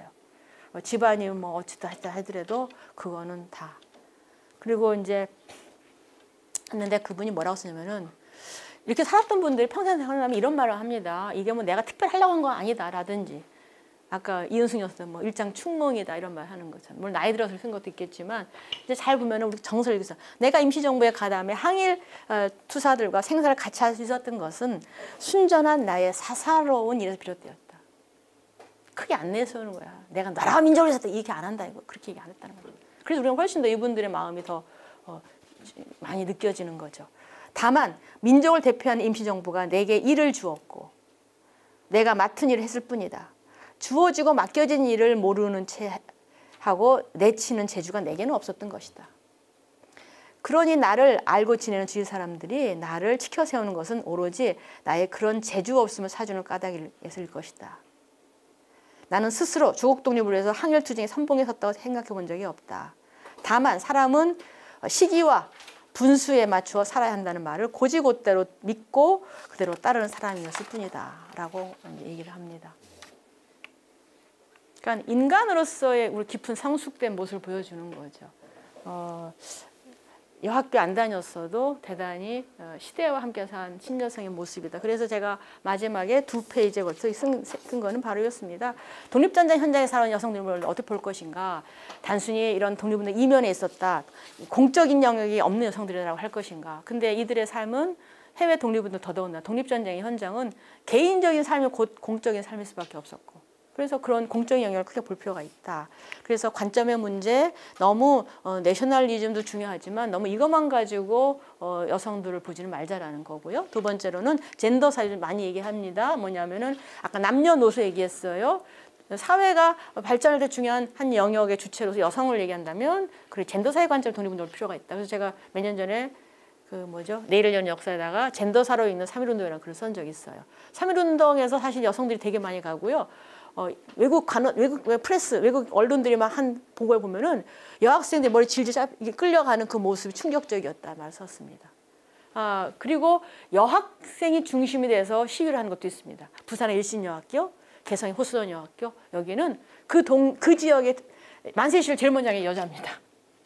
그러니까 이런 것들이 결국은 독립운동을 좀 다양하게 볼 수 있는 젠더적인 관점이 우리에게는 필요할 것이다. 그리고 여성은 독립운동의 보충적 존재인가 주체적 존재인가 라는 거에서 우리는 좀 더 달리 생각할 필요가 있겠다라는 거지요. 결국 시대의 변화, 아까 정정한 여사가 시기와 자기의 처지에 따라서 선택했을 뿐이다라는 얘기를 했습니다.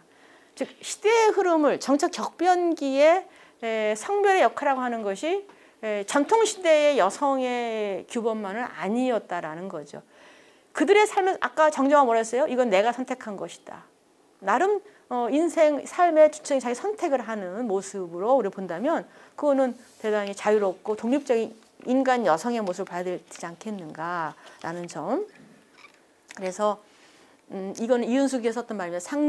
상하존비라도 즉 독립운동 과정에서 뭐가 있었냐 이걸 씁니다. 상하, 신분이 높건 낮건 천하건 귀하건 간에 주의만 같으면 즉 독립을 위한 주의만 같으면 악수하며 동지로 대하는 것이 바로 독립운동이었다는 겁니다. 그러한 독립운동을 여성의 시각에서 생생히 말하고 있는 이들을 우리는 독립운동가의 영역에서 볼 필요가 있다는 얘기입니다.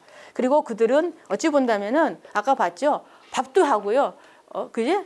무기도 날리기도 하고요. 필요하면은 국내로 들어와서 돈도 벌고요. 그야말로 저는 슈퍼우먼이라는 생각이 듭니다. 그런 삶을 살아가면서 그들은 근대 학교 교육을 받지 않은 구여성이었지만 생계를 꾸리기 위해서는 도시 생활에서 일감을 찾아 나서 돈벌이도 합니다. 자기의 현실을 넘어 어떻든 시대의 흐름 속에서 시대 경락 속에서 가족 구조를 넘어서는 어떤 능동적인 삶을 산 여성을 주체의 모습을 볼 필요가 있다는 거죠.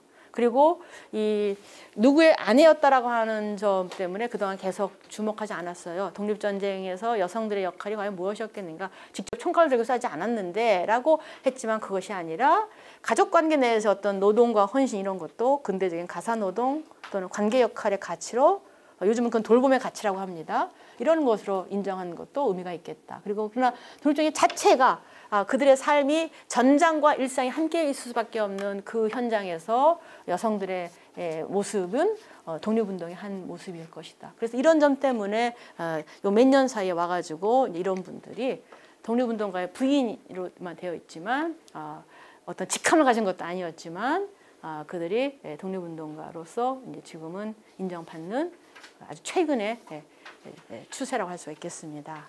자, 그래서 오늘은 독립전쟁의 현장에 있었던 여성들의 모습을 네 분을 통해서 말씀을 드렸습니다.